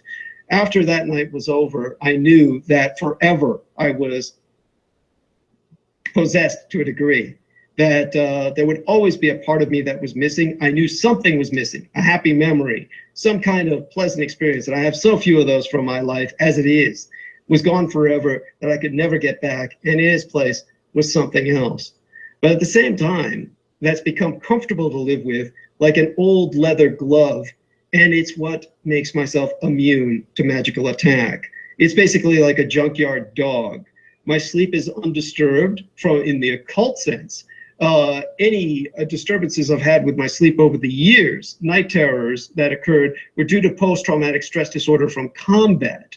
They're strictly based on the experiences of war, as opposed to nightmares based on horror or visions of hell. Okay, well, just if I can stop you there, and very moving testimony there. Thank you, Douglas. And I'm sure that I wish people would appreciate the energy that you're bringing to this, and the love that is required for you to be able to testify in this way, in such a personal and such a an eloquent way about what happened to you. What I would like to say, though, is for you, if you can at this time, make the transition to Max Spiers. And now we understand where you're coming from in this regard, certainly having direct experiences of your own, and being able to carry through to this time with us, and certainly as you have over the years, it's very possible that what we're really talking about is light. Okay, we're talking about gradations of light, certain kinds of light, and whatever was taken from you can also be replaced with something greater, as you probably know. So let's move ahead and at this time, and can you now make the transition to, I think people certainly get the grip of what Michael Aquino is about. I do want to say there's a great deal more to be had in terms of the blood sacrifice and Göbekli Tepe, this group from Kurdistan that appears to have also been involved in a lot of the blood sacrifice in that area of the Middle East, and there are books written about this as well. So can you now make this transition for us? Yes, and it's important to emphasize as we make the transition to Max Spiers in context of what is going on in Southwest Asia, the Levantine, and what Americans call the Middle East, specifically in Syria, Iraq, Kurdistan, that whole region. The reason why Michael Aquino in particular and the army and the military that's beneath him or influenced by him want the Yazidi people dead is because that would throw the balance of all cosmic nature off. If they die, then the peacock angel, a fraction or a fragment of which possesses myself or dwells within myself, that peacock angel would have no more humanity with which to interact with the world. And therefore, it would be untethered. This would throw the environment of the cosmos off. The ecology of light and dark would be thrown off. And mankind itself would be at peril. I'll go into more detail of that in the future. I'm certain that we'll conduct other interviews as time progresses. But it's important to keep that in the back of our minds. Okay. And in terms of what Max Spiers was dealing with, it's important to remember that this also was something that was occurring. He was being lured into Poland away from his family, simultaneous to the same time that Peter Moon, who for all intents and purposes is a good man, he is the man who wrote the Montauk Chronicles. As a matter of fact, his website for many years was digitalmontauk.com. And he became very fascinated with Romania, and he became very involved with Dr. David Lewis Anderson. Now, in the time that Michael Aquino was running many military affairs on the west coast of the United States, he was active with the military going back to the 70s when we had the Zodiac Killer. And the Zodiac Killer was, of course, spotted by witnesses in military camouflage whenever he was spotted. His footprints, whenever they were found, were in military-issued combat-grade boots, meaning he left literally military footprints in the ground at crime scenes, and yet no connection was ever made to the military. But Aquino always referred, of course, to his military mob, or what he controlled as the Zodiac Mafia. Now, it's important to remember that one of the men who I personally met on-site the Presidio military base was a thoroughly dislikable individual, Master Sergeant of the U.S. Army Green Berets, Michael Ramirez, who ultimately died of a heroin overdose. This individual was sentenced to being treated with methadone at the Letterman Army Medical Center by a judge after he had killed his wife.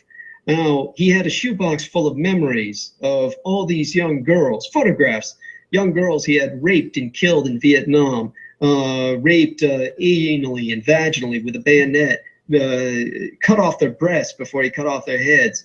This horrible individual was showing that to other people in the library, other veterans who were all getting off on it. I used to bodily have to prevent him from entering the children's room. And this individual, I finally questioned him at one point in my frustration. How was it that you got sentenced? Because so many veterans kill their spouses or their friends or relatives and get away with it. There had to be a witness. And he said, yeah, I killed my wife. I blew her head off in front of my nephew, Richard Ramirez, who turned out was the Night Stalker. And I said, did he ever get a hold of these shoe boxes full of memories of yours? He said, oh, yeah, he used to take them to the graveyard where he'd jack off over them all night. And this was all part of the Zodiac Mafia of Michael Aquino, all the way through to Richard Ramirez in Los Angeles. So all of this was disrupted by my exposing the child molestation scandals at the Presidio military base and the forced shutdown of the military base. And ultimately, Michael Aquino had to leave town. He ultimately moved from his home on Leavenworth Street on Russian Hill, just within walking distance from myself, to New York. Now, New York was what he referred to as the Montauk Mafia. Now, Dr. David Lewis Anderson was someone who was a big enemy of Michael Aquino's. They hated each other passionately. As a matter of fact, Michael Aquino wrote a paper decrying Project Stargate, which he claimed had wasted millions of dollars. That was, in a large part, influenced, if not headed, by Dr. David Lewis Anderson. Now, Dr. David Lewis Anderson is known for working with time travel. People can find his YouTube videos on YouTube about time travel. Yeah, and let me just interject here that I have had dealings with him as well as with Peter Moon and interviewed Peter Moon a number of times. I've also, people will know of my Time Travel in Other Worlds conference in 2013 that was held here that I am now basically selling the DVDs of the speakers for a very low price, something like $3, less than the cost of a latte. But excellent speakers all about time travel. David Lewis Anderson was supposed to be my honorary guest at that conference, and at the very last minute backed out because he was afraid for his life, as it happened. That's at least what I was told. Now, I just wanted to throw that in so that people know that that this is somebody that I have a history with, and who you are quite correct in your references to him. Go ahead. Yes, and David Lewis Anderson was identified to Peter Moon by Al Bielek of the Philadelphia experiment, a survivor of the USS Eldridge, as being one of the members of the Anderson family, which dominated time travel. He said, according to Al Bielek, per Mr. Moon, Al Bielek said that it was the Anderson family that controlled time for the U.S. military. Now, as I understood it through Michael Aquino, this was done through cascade memories that were implanted into people so that they would feel that they had been regressed in age and inserted in the womb of another mother so that they would not remember their past experiences. This was part of a break in their conscious identity with whatever experience that they had, and it served to discredit them when they related those experiences, as when Al Bielek related his experience with the USS Eldridge. Now, in terms of David Lewis Anderson, he now lives where my father was born, or in area. My father was born in Rochester, New York, where, of course, Richard Dolan ultimately moved under orders from Michael Aquino. If people go to Michael Aquino's Google Plus page, and Michael Aquino has a Google Plus page, he aggressively promotes Richard Dolan. He gave Richard Dolan orders to go to Rochester, New York, so he could keep an eye on David Lewis Anderson. David Lewis Anderson moved into the abandoned Eastman Kodak Company site. Eastman Kodak, of course, was an industry for Rochester, New York. That's one of the reasons my father ran away from Rochester, New York, was the concentration camp type of environment that was run by Eastman Kodak Company. Eastman Kodak Company had an entire town, a city, that it put behind electrified barbed wire with razor wire. And of course, they had their own hospital. So injuries that occurred on site would not be reported to industrial safety standards reporters or inspectors. They had their own school. They had their own amusement park for the kids, their own daycare center. And in the middle of all of this abandoned industrial wasteland, toxic as all hell, lives in a bungalow, David Lewis Anderson, surrounded by miles of this Rust Belt, all by himself.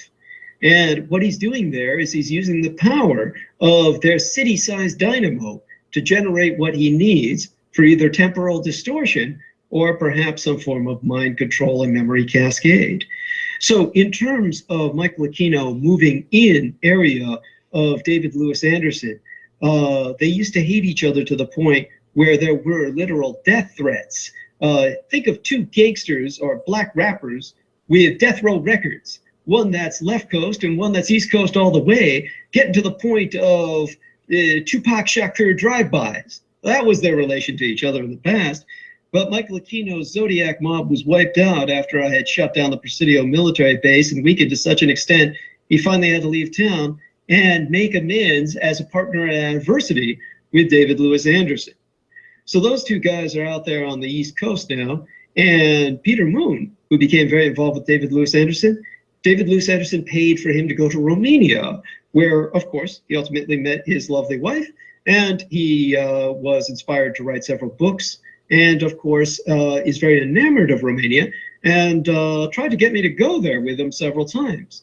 I realize now that that would have been my Poland, exactly as what happened to my, Max Spiers. Max Spiers was brought over to Poland for a reason. Max Spiers, of course, was someone who was very addicted to drugs to kill his psychological pain. Max Spiers and James Casbolt / Michael Prince and Christine Joanna Hart, who you may not know or might know of. She's a fellow hostess of mine at Revolution Radio. Indeed, I brought her on to Revolution Radio.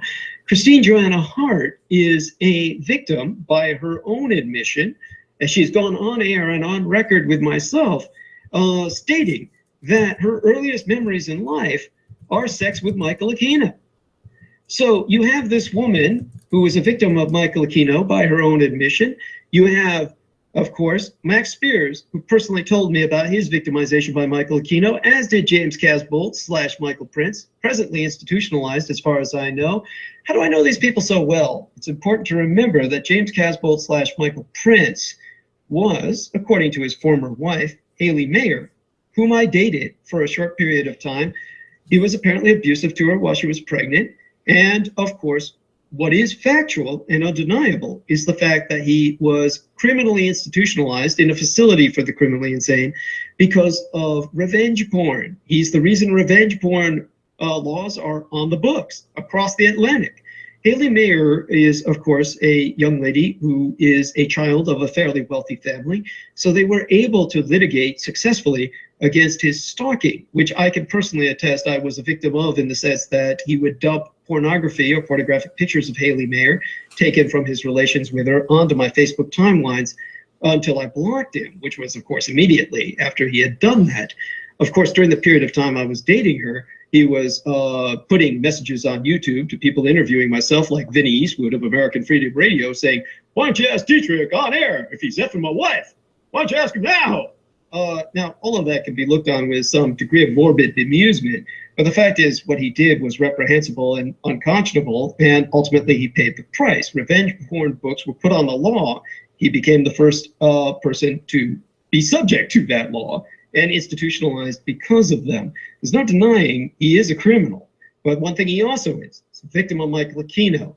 One of the sad, more tragic or poignant aspects of his personality was that on my YouTube videos on YouTube in which I was interviewed, he would put out direct messages, open messages to Michael Aquino, asking himself to turn himself over into his care so he could act as Michael Aquino's care provider in his old age. Because Michael Aquino is the closest thing to a father figure that James Casbolt / Michael Prince has ever had. Now, during that period of time, I was with Haley Mayer for a short while. Max Spiers and Sarah Rachel Adams were babysitting the child of James Casbolt / Michael Prince. Haley Mayer had enough money because of her family to hire them as care providers for the child. They would babysit the child to give Haley Mayer and myself some time together. And so we all had Thanksgiving together. We all had Christmas together. So I essentially spent the holidays with Max Spiers and Sarah Rachel Adams and the former wife of James Casbolt / Michael Prince during the time that their divorce was being formalized. Before that, of course, I had met Max Spiers at the first Super Soldier Summit. And of course, Carrie Castor herself was at a number of these Super Soldier Summits, and she's well aware of what I'm talking about. Now, at the time that I first met Max Spiers, I became very aware of his drug problem. He almost died at that first Super Soldier Summit due to drug abuse. And this is not to condemn him. The reason he was on these drugs was because Max Spiers had been so abused as a child. He was a man, and he was every bit the man, but he was also very much in arrested development, very much a child in many respects, especially when he would go into his altar mode, like when he almost died of drugs and went into the altar of a very young child, asking for his mother. So I was personally witness to times when Max Spiers would go into altar form. And I want everyone to know that this man is in no way, shape, or form to be somehow looked at askance because of any of this. The man is to be looked on as a figure of classical Greek level tragedy. And he became the most sympathetic of all the super soldiers because he was the one who was able to find a period of happiness with Sarah Rachel Adams. So with Sarah Rachel Adams, he was able to maintain himself clean from drugs. By all accounts, she prolonged his life. He was tempted away from her company onto the continent of Europe. And at that point, many people began to feel that these were his last days because he was in an environment in which he couldn't say no. And he got into the most dangerous area of Europe, Eastern Europe. Poland is very much a frontier zone. Poland, a individual named James Arthur Yanchik, the host of Feet to the Fire, was someone who had once interviewed Max Spiers. This is ironic because when I first met Max Spiers and seeing the problems he was having, I meant no harm by it. I certainly came to regret it, but there was a photograph taken of him between Solaris Blue Raven and Eva Moore. Eva Moore was, of course, the wife of Bill Brockbrader. Bill Brockbrader was a quote-unquote super soldier, claimed to be a member of a covert SEAL team, and many people, of course, use his history of child molestation, which is historically a fact. He was convicted for being a child molester. He ultimately admitted to being a child molester so that he could clarify that he was not a pedophile. Very important to remember, pedophiles are someone who's under 8 or 9 that they're molesting, whereas child molesters is somebody above 8 or 9 that they're molesting. Well, actually, let me clarify that because you know, I of course I know all of these players, and we all have different experiences with each of them. And of course, everyone will know that I interviewed Bill Brockbrader a number of times. In fact, I believe I was the first person to do so. He did turn against me, and actually, as many of these so-called super soldiers do, who are in essence programmed and do so, which is really a strange phenomenon. But nonetheless, I have to say, at least my understanding is that the woman was consensual to the young woman to having sex with him. The one he is accused of molesting, or whatever you want to call it, and that actually the parents did not press charges, that those charges were brought by the military after the fact, when Bill Brockbrader actually let one of the missiles that were supposed to hit and demolish a population of, I believe, a Kurdish village, and decided to send it off course on purpose. And then he was put into, you know, the blockade or whatever you call it, and he was also psychoanalyzed for months on end, and no doubt mind controlled at that time as part of his incarceration with the military. Then when he got back to the States, he was free for a time, and then he was arrested on these charges many years after the fact. Again, this was all the doing of the military. They brought him into a prison. We investigated that as well and found out that he was not listed as a prisoner in the prison where he supposedly was. In fact, and I believe he was, because I was in touch with Eva Moore, as well as had another investigator look into this. So there was some very suspicious circumstances involving the type of things that do circulate around these super soldiers, for lack of a better word or terminology to refer to them. What we're really talking about is augmented individuals who serve the military in some form or fashion. It does not always mean, that they have huge muscles and all of this kind of thing. So it's important to make that distinction. But just wanted to say that there is some confusion around Bill Brockbrader and what he really was guilty of, etc. But please do continue, and your familiarity with this, this story is really important, because there's so much disinfo out there, and I think you're bringing a lot of light to the subject, and people need to understand what's going on here. I fully intend to, if at all possible, even I have an invitation out to his mother, Vanessa, to interview her. And I have repeatedly asked that this woman, Monica, come forward and tell people what really happened at her house. There are a number of reasons why she herself may be a victim of a certain kind within this whole scenario. And I don't know where you're going with everything, so I don't know what you know about all of that. But please continue. Yes, thank you. Just to add to another sordid aspect to what happened with Bill Brockbrader, that was his cousin as well. It's important to emphasize that. And without going too much into detail that we can go into at some other time if that subject comes up again, one of the important things to emphasize about that is two things, actually. One is that you bring up these are not Rambos that are the super soldiers. As I've tried to emphasize before, these are super victims. These are usually child prostitutes. They're not meant to be Rambos. They are basically individuals who are basically pimped out by the United States military to congressmen and senators so they can compromise them. The reason that they are given such lethal skills is so they can kill these senators or congressmen if the congressmen decide to open up or go renegade or rogue from the decisions of the military junta. Basically, the United States is not a democracy. It's not a republic. It's not a constitutional entity. It's run by a military junta like any third world nation. The facade is maintained by a so-called electoral government, and it's absurd. These are men who answer directly to military demands, or women, and they're compromised by these so-called super soldiers.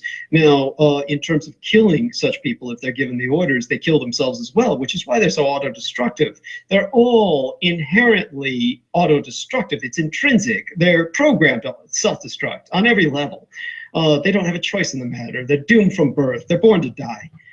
These individuals, of course, are sent to sleep with people in power who are simply the facade, the figureheads of democracy or republicanism. And if they were to follow orders, if such orders were given, and kill the politician they were sleeping with, more than likely they would kill themselves as well, so that the politician would be discovered with an underage young male by their side in what looks like a lover's suicide. That would destroy every person in their family's chance for future politics. That's why their entire family is held in a thrall. Generations grow up in this thrall to the U.S. military, which is why all of the budget allocations go to the U.S. military. That's why they call them their super soldiers. Not because they're Rambo, but because these queer whores, as they call them, are what get them all their money. These young boys that were in Florida, there's a book about that grave of 100 boys in Florida at that young boys disciplinary school that died over a period of half a century. The book is called The White House Boys, because they were all pimped out directly to the White House. And those that complained were killed and buried in a shallow grave. These are the kind of people I grew up looking at. When you speak of these people turning on you, great example is what happened just before Michael Aquino's birthday. Poor bastard named David Schurter. David Schurter is, of course, someone who wrote a book called The Rabbit Hole. Now, I've actually promoted David Schurter to the best of my ability. In a sense, I'm doing so now. David Schurter claims to be a victim of Michael Aquino. Now, the Presidio military base is just rat-holed with tunnels. It's probably one of the most tunneled areas on the face of the earth. 14 to 1,500 acres in San Francisco, one of the smallest, most congested cities in the world. And if you were to take a map of San Francisco, the peninsula, you would have like a thumb with a thumbnail, and that tiny little thumbnail would be San Francisco. The rest would be South San Francisco and Point South, and a quarter of that thumbnail would be the Presidio military base. And in that Presidio military base, you had a history of genocide, starting with the conquistadors. And they built the oldest building in San Francisco, the Presidio Military Base Officers Club. Started off as conquistadorial headquarters. And of course, that building is over 200 years old. It's as old as many a building on the East Coast. So it's got a haunted history because those tunnels, the conquistadors forced the Ohlone Native Americans to dig for gold. And they pioneered those first tunnels that were raw and bare. And they died. The entire tribe of the Ohlone peoples, an entire First Peoples nation, is buried underneath the Presidio in those tunnels in which they dug out gold for the Christian conquistadors. And then the Americans moved in and took over, and they eventually turned them into artillery tunnels so they could bombard incoming invading ships. And then, of course, the nuclear age came, and the control mechanisms for the Nike Zeus anti-ballistic missile system were installed. The anti-ballistic missiles themselves were too large for the Presidio military base, so they would launch from out of Marin County and various other points in the greater San Francisco Bay Area, but the control systems were in Presidio, and they were lead-lined, concretized, so you've got more tunnels there than you can imagine, map upon map of overlay of tunnels, like a Dungeons & Dragons dungeon crawl, level after level. Some bare and raw near the top, going all the way to the concretized and lead line at the bottom. 3 levels at least through history.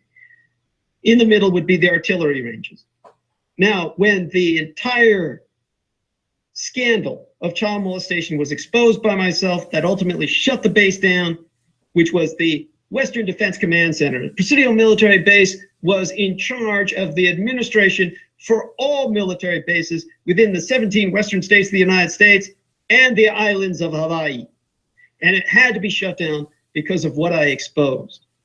And during that period of time, no one at that time yet knew I was the person who was the whistleblower.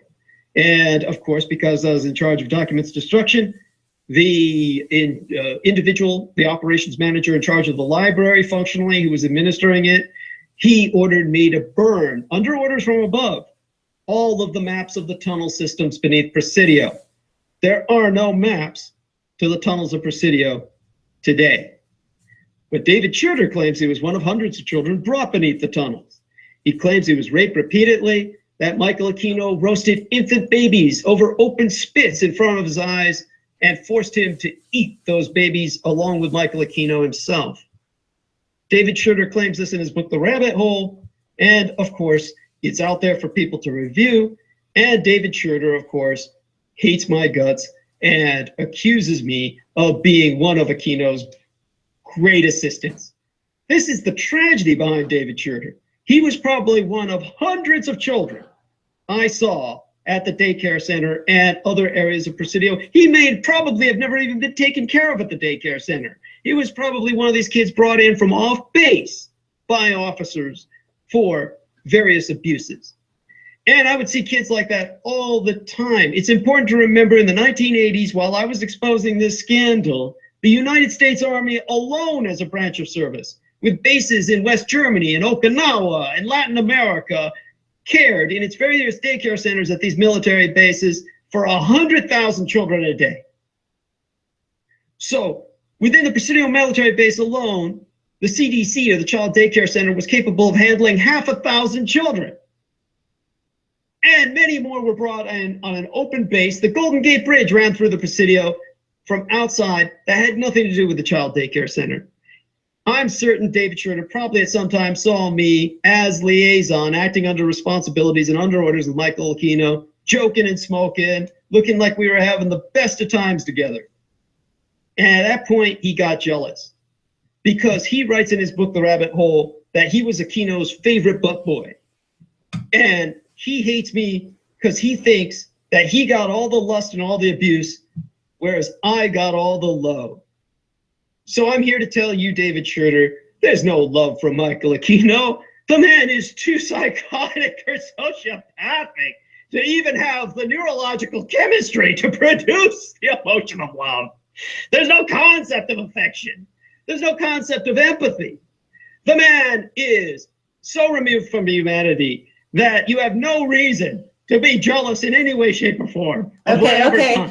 Now I just have to say, I appreciate all of this. It's you know, you're so lovely and dramatic, but very honest as well. And this is, you know, this is a gift. But I want to be careful in terms of disclaimers. I want to be careful in terms of this is a public. We are actually live. We have a very large audience, in fact, a live audience. So they are watching this. And I want to say that if anyone wants to record this to back us up, to make sure that this makes it onto YouTube, I will appreciate it. But nonetheless, I do want to caution you in terms of, you know, just on the air, to err on the side of caution, because Project Camelot wishes to continue. So, so at this moment, can we make that transition again back over to, you've done a very good job so far of really helping people understand what Max Spiers was dealing with on a larger scale. And I do want to say that we haven't actually had a chance here, and I'm not sure that it's going to be even appropriate to talk about the role of Michael Prince, who is also known as James Casbolt, in this story. However, there is a role being played there, and I did interview the two of them together. I think I was one of the first ever in that case to interview Max Spiers, who said very little in that interview, who was very much under the thumb of Michael Prince, who was in that side of his altar. I had dealt for years with James Casbolt, who fed me information that was quite excellent, that is still printed on my website for anyone who's interested. And I think you just do a search under the name Casbolt, I believe. But at any rate, I just want to say it is written. It wasn't an interview during the years of Casbolt. There was a lot of tragedy in that background as well. And as you very clearly point out, this is the case in all of these people's sort of history. So you get a certain amount of augmentation, sometimes elaborate augmentation. We have a lot of verification as to who these people are from various angles, I have to say, things that other people maybe not party to. And so, you know, I do appreciate everything you're bringing to the table here. Can we go over to the Poland situation with Max? And I'm also wondering if you're aware of his connection to Richard the Lionhearted and how that plays into this scenario, because I am, in case you're not, and I think it's an important part of it. But go right ahead. Well, the important thing to emphasize with that would be, first off, let's clarify the fact that in terms of the young lady I brought up, who's a hostess at Revolution Radio, her program is The Queen of Heart. Christine Joanna Hart is, who I've mentioned, has claimed herself as a victim of Michael Aquino. So too, of course, did Max and James. All three of them are, of course, citizens of the United Kingdom. And it's very important to remember that Michael Aquino, if he encountered them while he was on secondment to NATO, the North Atlantic Treaty Organization, and as a member of the World Affairs Council, which he was a part of. And so he was, of course, paid not only as a military figure, but as a diplomatic figure to go to the United Kingdom. And while he was in the United Kingdom, of course, he was establishing, this is again, verifiable and without doubt, pylons, as he called them, which were branch churches of the Temple of Set. So he was basically personalizing the Crowley legacy into his own kind of creed. And while he was doing that, many children in England came to claim him as their abuser. Now, normally, of course, any 3 witnesses alone would stand as testimony in a court of law. If 3 people say the exact same thing, then a journalist has full writ to run with the story as fact. And that's just a fact of journalism, a fact of legality. We've got 3 people here who claimed something of Michael Aquino that was never legally followed up upon because of his diplomatic and international security immunity. And of course, that's something that comes up again and again in his case. So in terms of Max Spiers and his abuse, the first time Max Spiers was declared dead was around the time I was getting acquainted with all of these individuals. One of them, of course, was Bill Brockbrader, and that was the other point I want to make about him very quickly, was that he, of course, people decry him by saying that his involvement or allegations of child molestation is what they separate from the honor or the privilege of Navy SEAL service. Very important to remember what I brought up about Master Sergeant Michael Ramirez, who, of course, was someone who was definitively a child molester and was a member of the U.S. Army Green Berets. Very important to remember Master Sergeant Stebbins, who was the basis for the character who was the hero of Black Hawk Down. The hero of Black Hawk Down had a name change because he was based on the actual historical character, the survivor of that incident, named Master Sergeant Stebbins, who it turned out was, of course, a child molester. Now, the important thing to remember about him is that apologists for the U.S. military will say, well, he was accused of his child molestation and convicted for it after his military service. Well, he's spending the rest of his life in the brig. When Carrie Cassidy used the word blockade, she meant the term stockade. It was a very anachronistic term, an archaic term. We use the term the brig these days. He's spending his life in the brig at Fort Leavenworth. Now, what does that tell you? Since he was retired and he wound up in a military brig instead of a regular prison with all the other baby raping sons of bitches, we're talking about somebody who was under military control. He had to be under military control to be sentenced and confined to a military prison. That means all of his rape of children in the United States, not in Somalia, were conducted under military orders. Very important to remember all of this. Otherwise, he wouldn't be where he's at. And in the case, of course, of Max Spiers, the first time I met him at the Super Soldier Summit, as I said, I made a joke because he was held between the arms of Eva Moore and Solaris Blue Raven. And they were basically holding him up because he was so just wiped out by some recent drug abuse. He really couldn't stand up straight at the time. And I forgot exactly what had happened. He had gone to the hospital, and because he had gone to the hospital at that first Super Soldier Summit, I made a casual joke on the Facebook timeline because I knew he had survived. I knew he had pulled out of it. And I said, is this the first casualty of the Super Soldier Summit? Now, that idiot, James Arthur Yanchik, actually took that and ran with it like a buffoon and said, Max Spiers is dead. Now, to the point where another friend of mine, an African-American Muslim by the name of Abdul Karim Haq, claims he actually saw a obituary of Max Spiers around that time. So you had this strange thing going on several years ago. And then, of course, Max hooked up very shortly thereafter with Sarah Rachel Adams, and his life changed. Now, when he was lured away to Poland on the continent, he began hanging out with Stuart Swerdlow. Now, it's very important to remember, Stuart Swerdlow has put out an official letter that states that if anyone who claims he's somehow involved with the death of Max Spiers, they'll be facing a lawsuit. Naturally, we're making no such direct claims. It's important to note that Christine Joanna Hart has put out a similar letter saying if anyone claims that she's in some kind of involvement or relationship with either Douglas Dietrich or Michael Aquino, they will also face a similar lawsuit. It's also very important to emphasize the fact that she differentiates me as a personality as something completely different from Michael Aquino. It's simply that she's had a history with both of us in terms of interaction, so she doesn't want people making the claim that she's actually involved with either one of us, certainly not at the present time.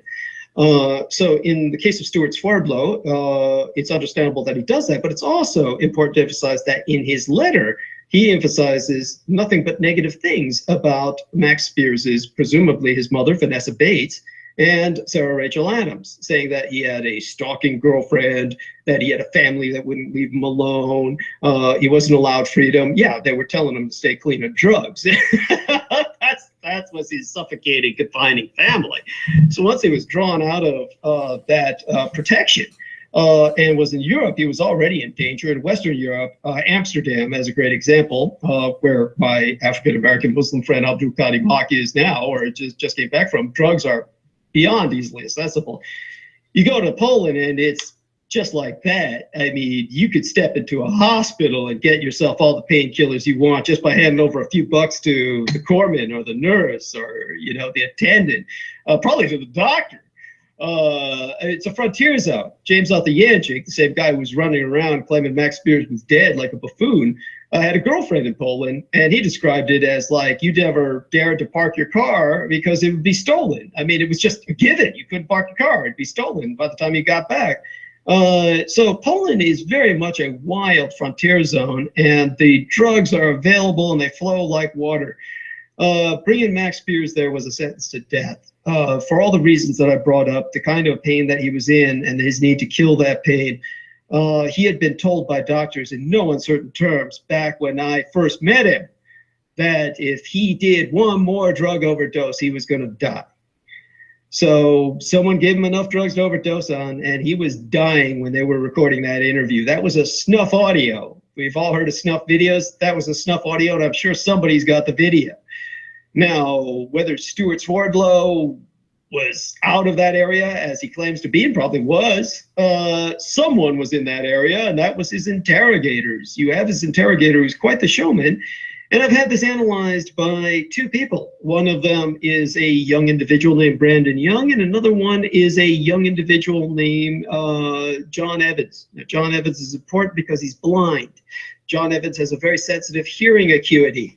So when he listens to audio, he catches tonality, inflections, details the rest of us don't catch. I, of course, was arguing that there was no fire. The earlier videos we had seen of Max Spiers, it's summertime in Poland. It is sweltering. Both those guys were doing their interviews. Alexander, spelled Aleksander, Alexander in a more Slavic manner. Alexander and Max Spiers are sitting out in practically their pajamas, you know, out in the sunlight talking. And then Max Spiers at some point in one of these other interviews tries to look cool, and he's wearing his jacket indoors, and it gets so hot he has to take the jacket off. And so pride falleth before comfort. So it's obvious that it's summertime in Poland. There's no need for a roaring fire. So when you hear all this slap and the bang all against Max Spiers, they're hitting him. Or they're slapping books down on the table to keep him awake because they know as soon as he falls unconscious, he's not going to get back up. He's never going to wake back up because he's dying. And they had ample opportunity to stop the interview and call 911. Obviously, no one did. This is, of course, if not outright murder, you can only call it torture. It is certainly a denial of medical care. And Max Spiers is he's expressing his discomfort, he's being tired, he obviously can't keep himself together.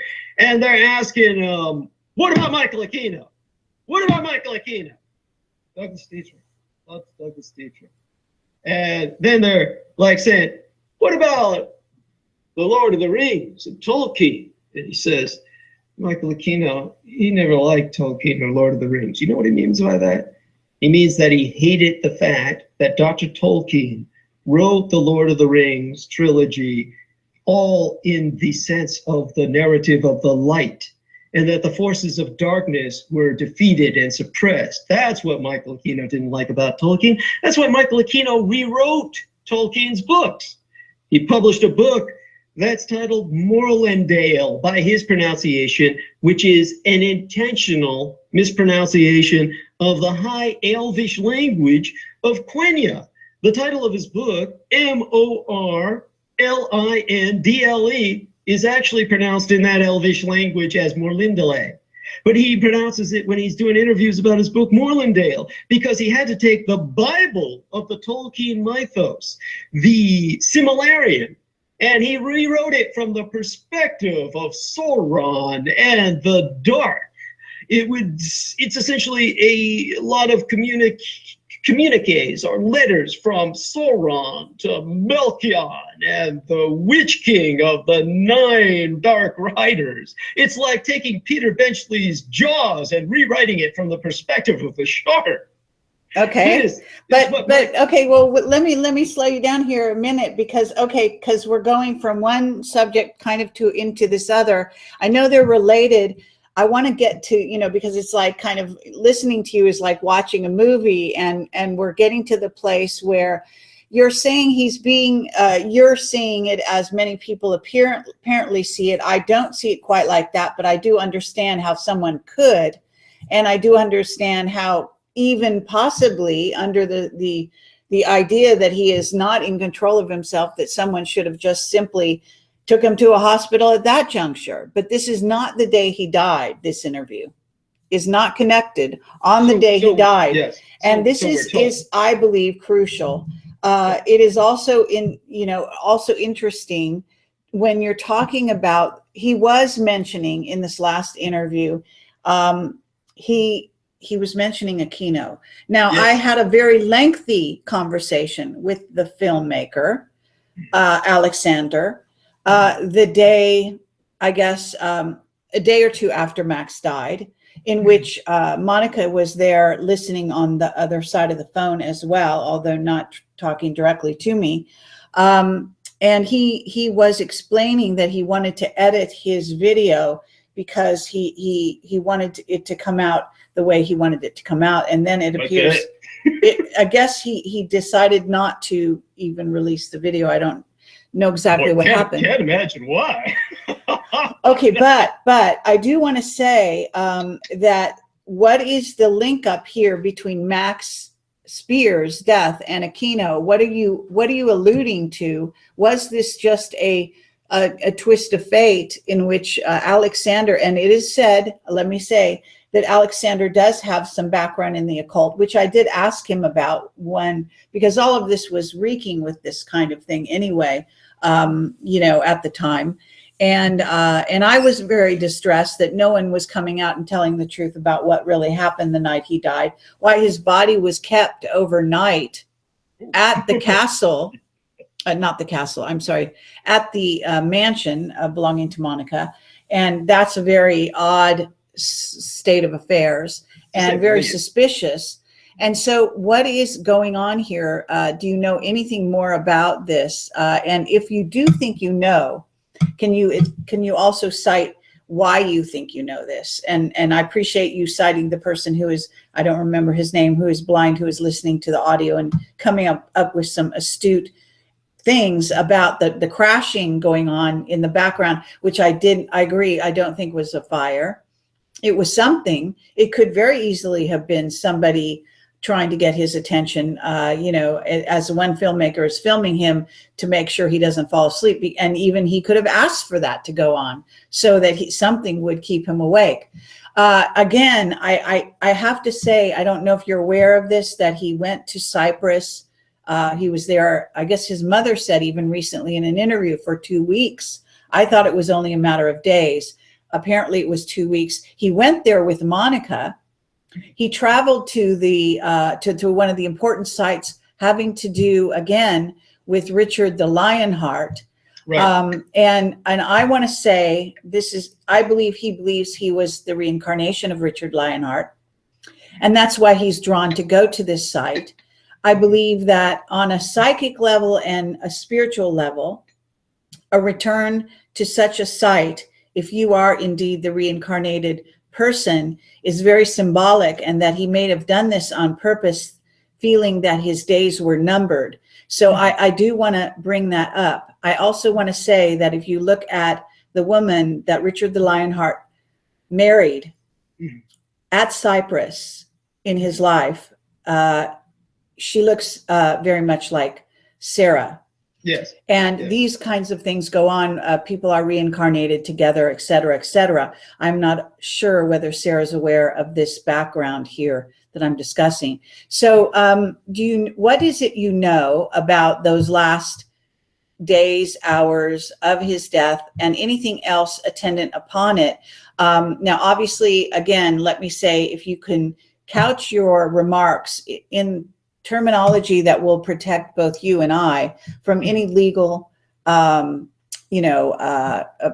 charges or any of this sort of thing, keeping a disclaimer in mind, if you would do that as well. Thank you. Right, of course. And also, it's important to emphasize he had a very fine Templar sword that he gave to Ken Sendo, mutual friend of his and myself, to keep for him for a time being. And Ken Sendo kept that for him for a while and returned it to him. I don't know where that Templar sword wound up. He did have a history familially or somewhere in his background with the Templars, and that had to do, of course, with his identity with Richard the Lionhearted. I'm certain he did know that his time was probably numbered. His mother claims that he did tell her to investigate his death were it to occur. He was obviously expecting something. He knew he couldn't say no to drugs, and the drugs that were offered to him at some point by someone was a lethal dose that took him out. Now, of course, there in Poland, it's very convenient for such a death to take place because it's an Eastern European country. There's no way that Western Interpol or various other law enforcement agencies can demand a proper forensics analysis. And that's very similar to what happened to the individual named Michael Hemmingson, who was a former host at Revolution Radio. And this is an important analogy to make. Michael Hemmingson was an individual who considered himself a sexual anthropologist. He was very much into writing the history of pornography.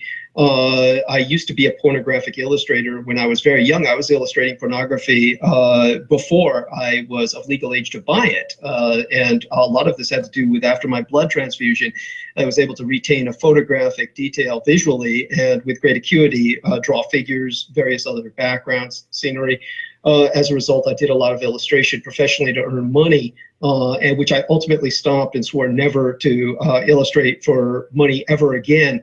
After, of course, I decided I was going to expose the child pornography that was maintained on site by Gary Willard Hambright of the John O'Connell Vocational Institute, where I learned commercial illustration. He was my commercial arts instructor, and he maintained his child pornography on site because he didn't have a home. He was effectively homeless and lived in a church where he couldn't maintain his stash of porn. So he kept it on San Francisco Unified School District property, which is ultimately how I got him busted. And he was the man who was one of the managers at the child daycare center at the Presidio military base, who was ultimately federally indicted by a federal grand jury on multiple counts of child molestation. That was all part of exposing and breaking down that whole pedophile ring.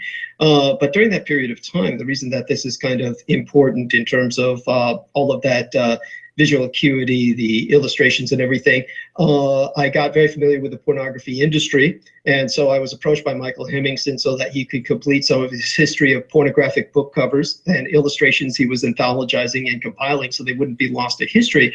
So I deeply appreciated that. And then he got involved while at the time I became a Revolution Radio host with the Temple of Set. He wrote a book, or co-authored a book, with Don Webb, who is the heir to the Temple of Set, to Michael Aquino.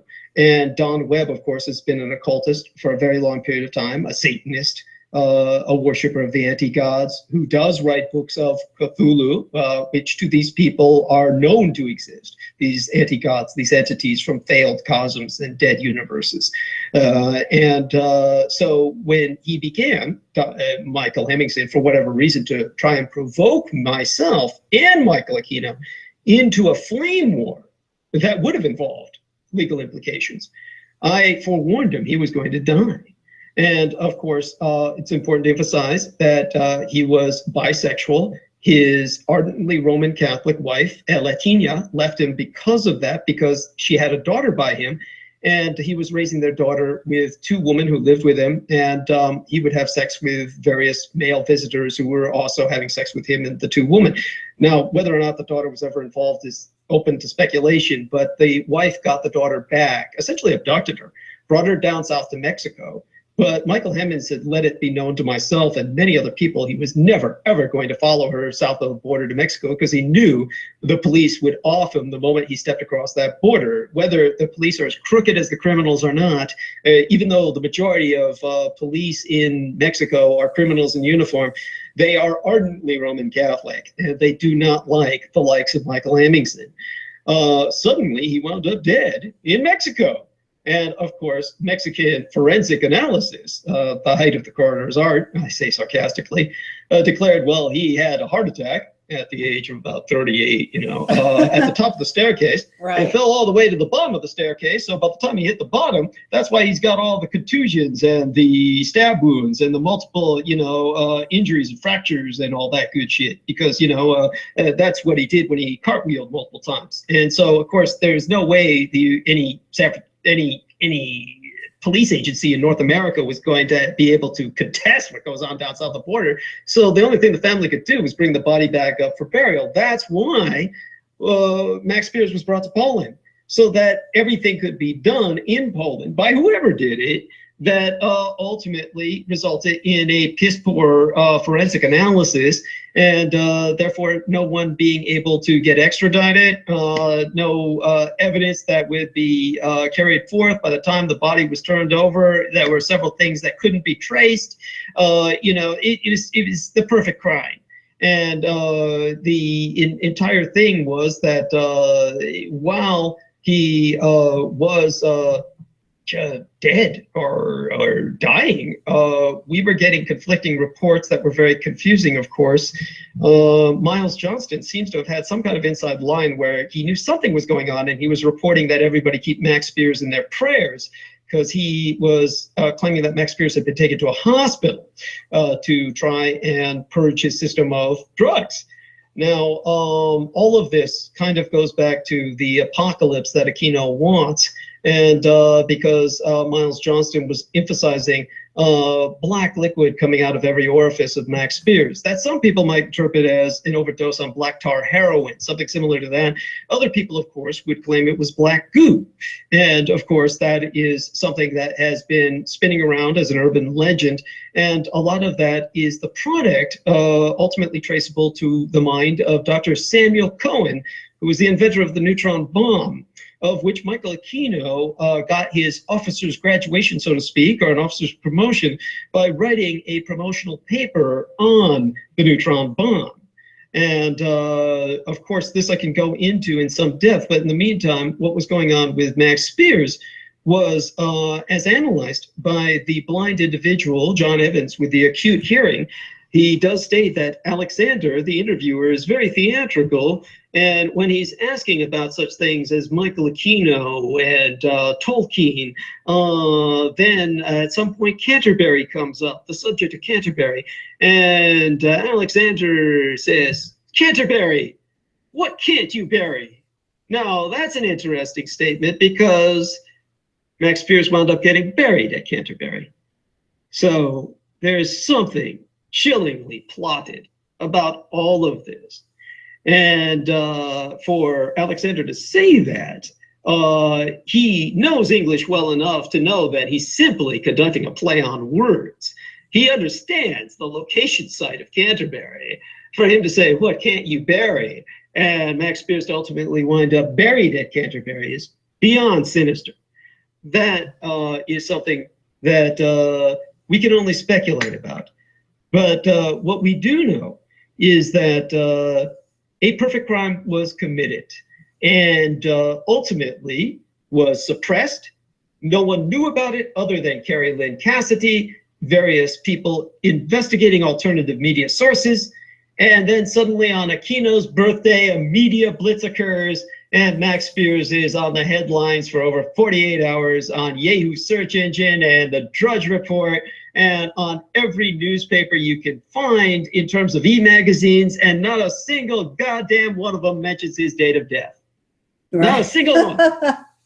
Yes, very good. And so, yes. And nor do they mention Michael Aquino. Now, why is that important? Because Max Spiers, in his interview, his fatal interrogation, right, says, "Aquino, someday he and I, we're going to have a showdown. We're going to have a showdown. Well, that showdown, it was going on right then and there. Right. And one of the last things Max Spiers was saying was when they were asking him, basically he's dying. They're asking him, how do you feel? And he says, ashamed. I feel ashamed. That's what all these molested boys always say, is just how ashamed they are that they're the punk, that they're the bottom butt for some assailant. And it's so wrong. It's so unnecessary. That was his arrested development. That was him dying as a boy instead of a man, ashamed because he was too young and too small to fight back against some child raping son of a bitch who was twice his weight and twice his mass and height. And yet they're all somehow ashamed of something that they had no way to fight back against. And that was how he ultimately passed on. He probably never regained consciousness after saying those last words. That was the death of Max Spiers. But we're going to honor him as an adult. And what we're doing now is, of course, in a very real sense, avenging him as an adult, in the sense that we make people aware of the fact that his death needs to be questioned, investigated, and whoever is responsible ultimately needs to have some light cast upon them in terms of aspersion. Now, someone who's going to live with this the rest of their life, just in terms of questioning, is inescapably Stuart Sverdlow, because he does have a historical connection with the Church of Satan. He was very high level in Anton Szandor LaVey's First Church of Satan. Does that mean he's potentially connected to Aquino? We can only speculate. Does he deny it? Let me, thank you. And you know, this is obviously a tour de force, and there are few people out there that have quite the access to all of this at their fingertips, so to speak, as you. And so this is important, and this is so important for the rest of the world to hear the surrounding sort of in context understanding of what's going on here. And Canterbury is crucial to the story as well. Canterbury has this, you can look it up on the internet, certainly Jordan Maxwell, an expert in this sort of looking up the etymology of language, etc. You can see that there is a huge occult history behind that name, by the way, in England, and you can look this up, everyone who's listening. So, but to bring it back, and I do want to say a couple just quick words about Michael Hemmingson, since I was one of the people profiled on his White Hats report. Right. I think he called it that, not to be confused by what are called the White Hats, which is a whole different organization. He called himself former White Hat. Yeah, former White Hat. That's correct. So he was doing what was, in essence, I thought, a very campy sort of take on the UFO and alternative community, I guess you might say. He was harassing them. Yes, but he was also doing, you know, a sarcastic analysis, personality analysis, etc. And he was also using a lot of what I would call literary license to do so, caricatures, if you will.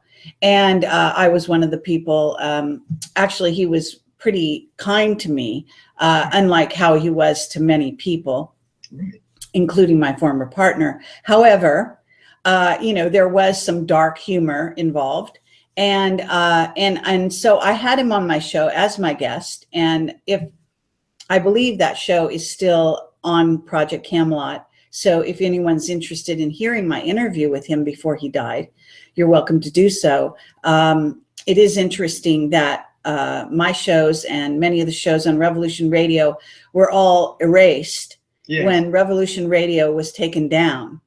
And that's unfortunately, they neglected to back up all of our radio shows. However, Project Camelot, in most cases, I believe, and I can't be sure of this because I'm always looking for my old radio shows. Right. But I think a lot of them did survive because we did end up as a sort of a, to protect ourselves, we made our own copy as we went along. But that's just another of the things that goes on in the alternative community, and not necessarily the fault, at least completely, of Revolution Radio, because this is what you get is a hit on that radio, sort of grouping. And this is how they actually, a year after our operation, took down our entire YouTube site. And yes, and a lot of people don't know that. They think that the hits that they see on there are accurate. They are not accurate, at least in relation to our earlier shows, which went on for a year, which were very important videos. At any rate, to get back to Michael Hemmingson, so I just wanted to put that history in there and say that we definitely felt that he was murdered, and that people are being murdered still. And Max Spiers is no exception in this way. It is important that this is a murder mystery in essence, and it does involve the occult. It involves a lot of people from all different walks of life, actually, and what actually went on in Poland, we still haven't gotten to the bottom of. So that's kind of where it stands. Now, I just want to thank you very much. I think we've gone way over our normal time here. So this is an amazing tour de force on your part. And I'm sure you're exhausted, and everyone listening has been very patient. I'd love to take their questions. I'm not sure that we really can have the time or energy to do so. I do know that videos on YouTube are, people have a very short attention span. So at this time, I think I'd like to wrap this up. What I'd like to do possibly in the near future is have you back, because there are many subjects that we have been able to cover in very sort of short, and you're never superficial, but we didn't get to go into the depth. And I have many areas that I'd love to get, your take on and further discussion and so on. So we did promise to talk more about the situation in Syria.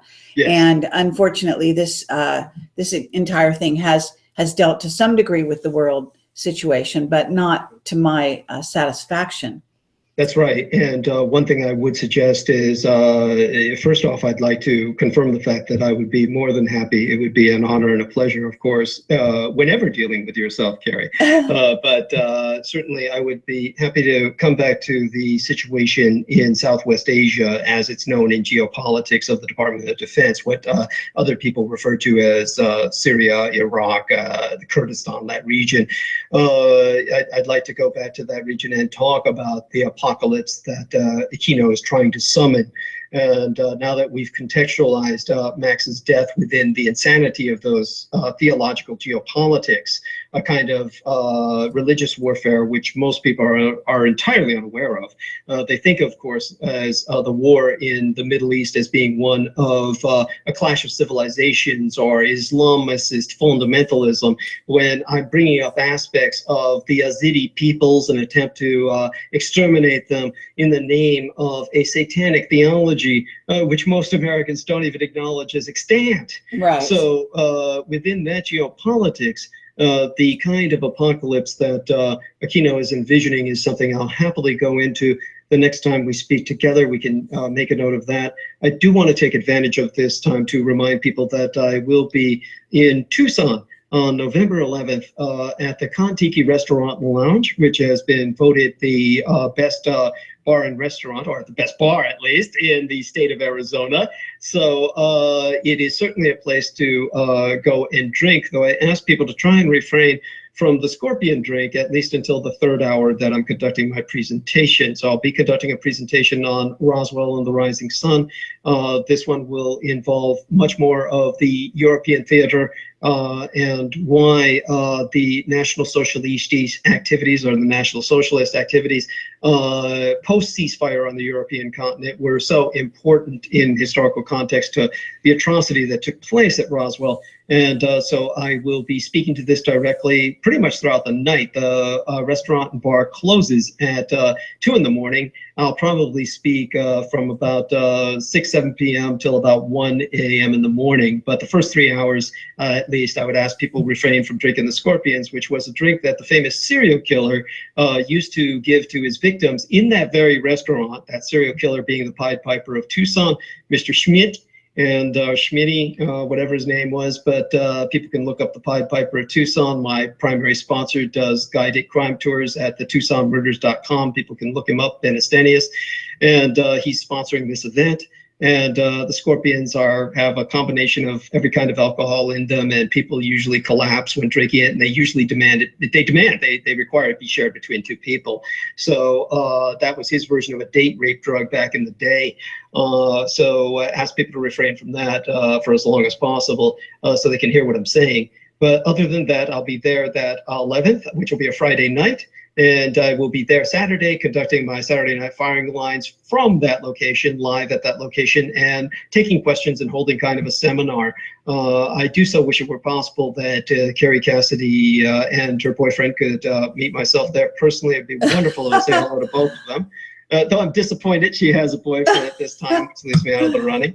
But other than that, to get the details on any forward tickets, which are $20 at the door, just look up manofthesoil.com. My primary sponsor arranged a landscape architecture business or opened one with landscaping when he was, I don't know, 17 years old or something like that back in 1974. And so manofthesoil.com is where you'll find all the details, www.manofthesoil.com. And otherwise, you can find me on Tuesday and Saturday nights at Revolution Radio, a former stomping ground of Carrie Cassidy herself. And that you can find on the digital bandwidth at www.freedomslips.com, from freedom's lips to your ears. And of course, Carrie, you know, you're always welcome as a guest on my show if you ever. Oh, I'd love to be anytime. Yeah, absolutely. That would be delightful. Oh, fabulous, dear lady. Thank you. My executive producer might contact you soon in the future about that. And, lovely. And at your convenience.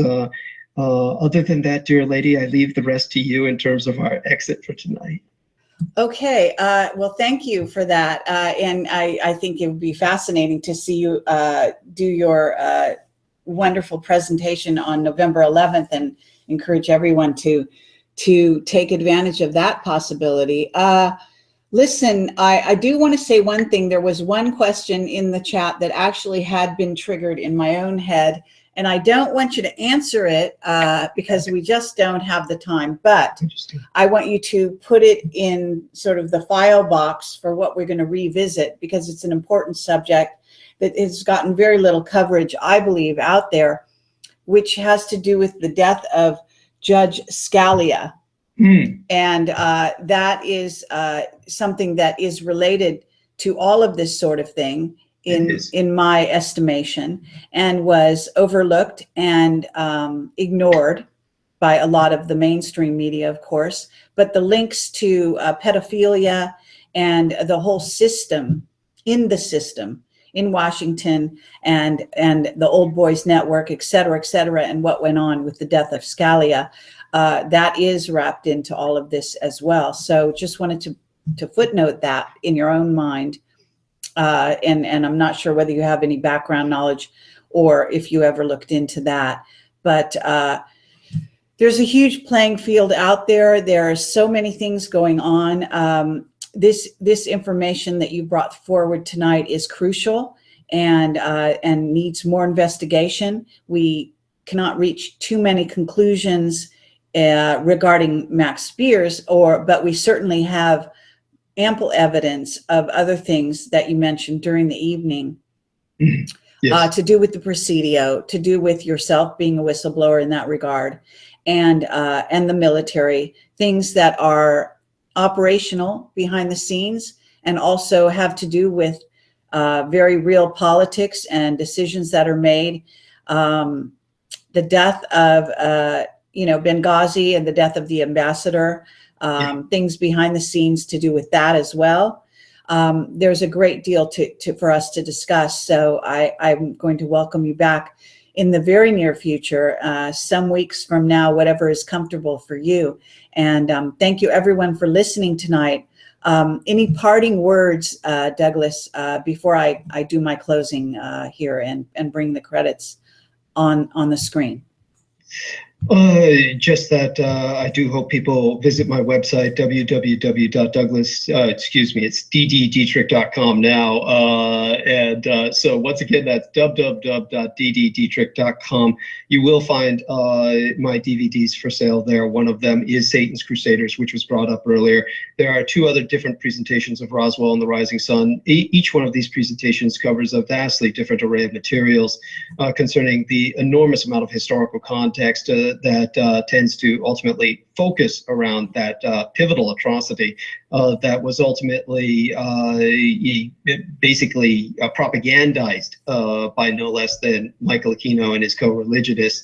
So I'll be going into that again as well in depth live down in Tucson on November 11th. But if people want to prepare so that they can have some questions, either for the presentation or more appropriately the seminar the day after on Saturday, in which people will be allowed free in through the door. We won't be charging at the door for visitors at that point.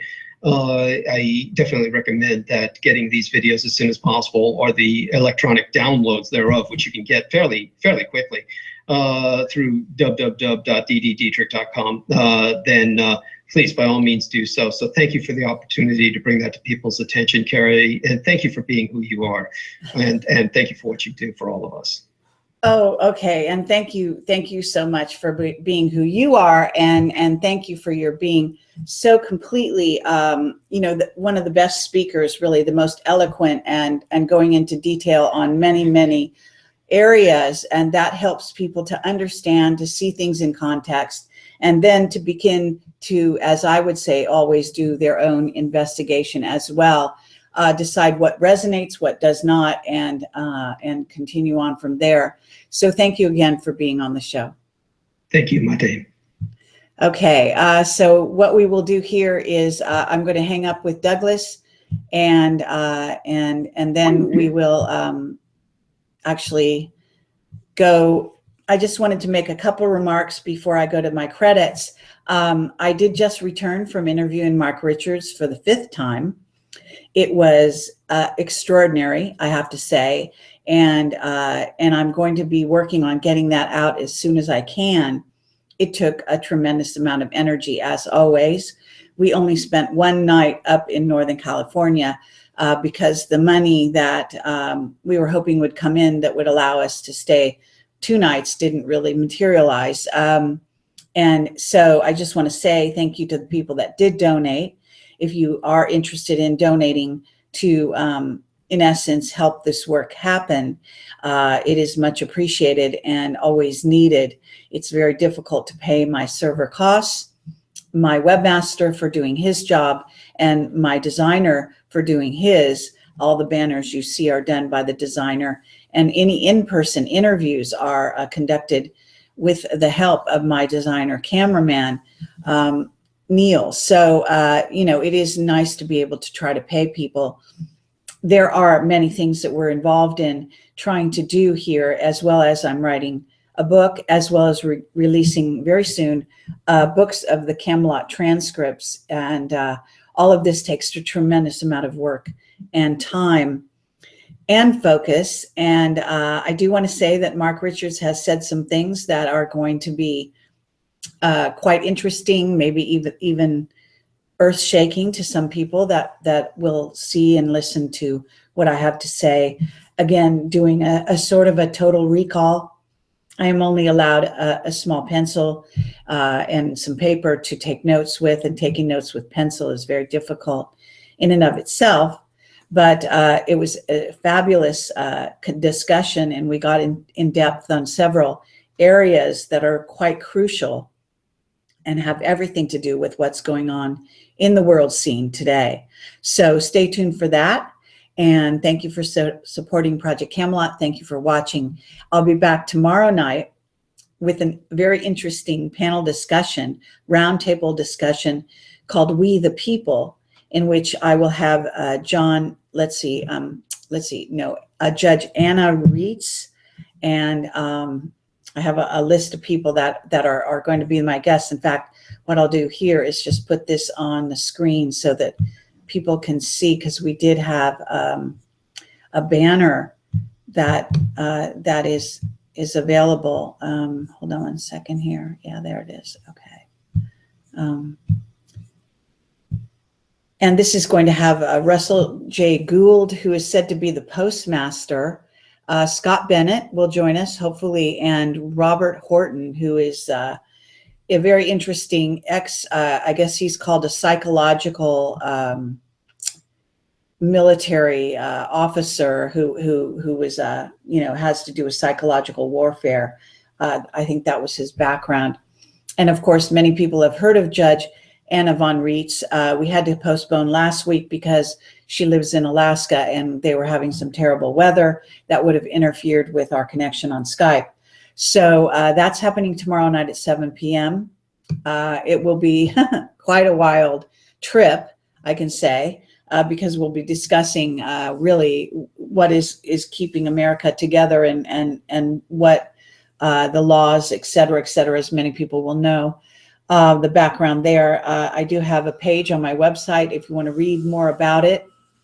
I did put some information from Anna von Reitz as well as from Robert Horton about the secret space program and his take on things. And he's somebody who has come forward and done a great deal of investigation. He has a PDF ebook that I did make available to people at one point, and we'll see if we can get it out there again. So that's tomorrow night. On Wednesday night, actually, I have Mary Rodwell. So she's going to be my guest. She's in Australia, and as many people will know, she deals with children who are contactees and has written several books. I believe she has a new book out, and we're going to be talking about that new book. So this is a packed week.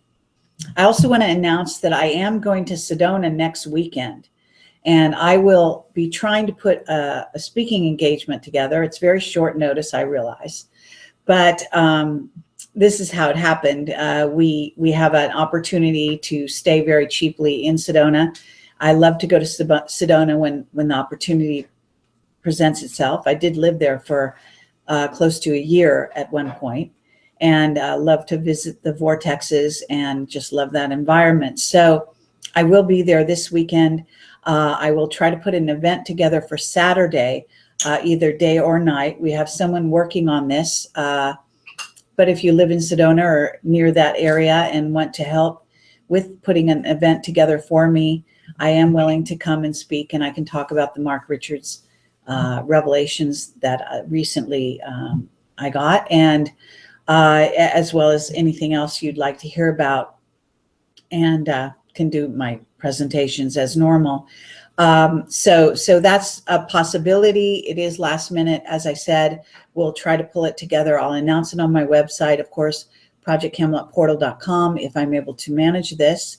And if not, and you just are in Sedona and want to say hello, go ahead and, send that message to me, and I'll try to arrange some small meeting place. I understand there's a cafe up above Airport Vortex that a lot of people do impromptu speaking engagements at. Maybe we could do something there if nothing else works out.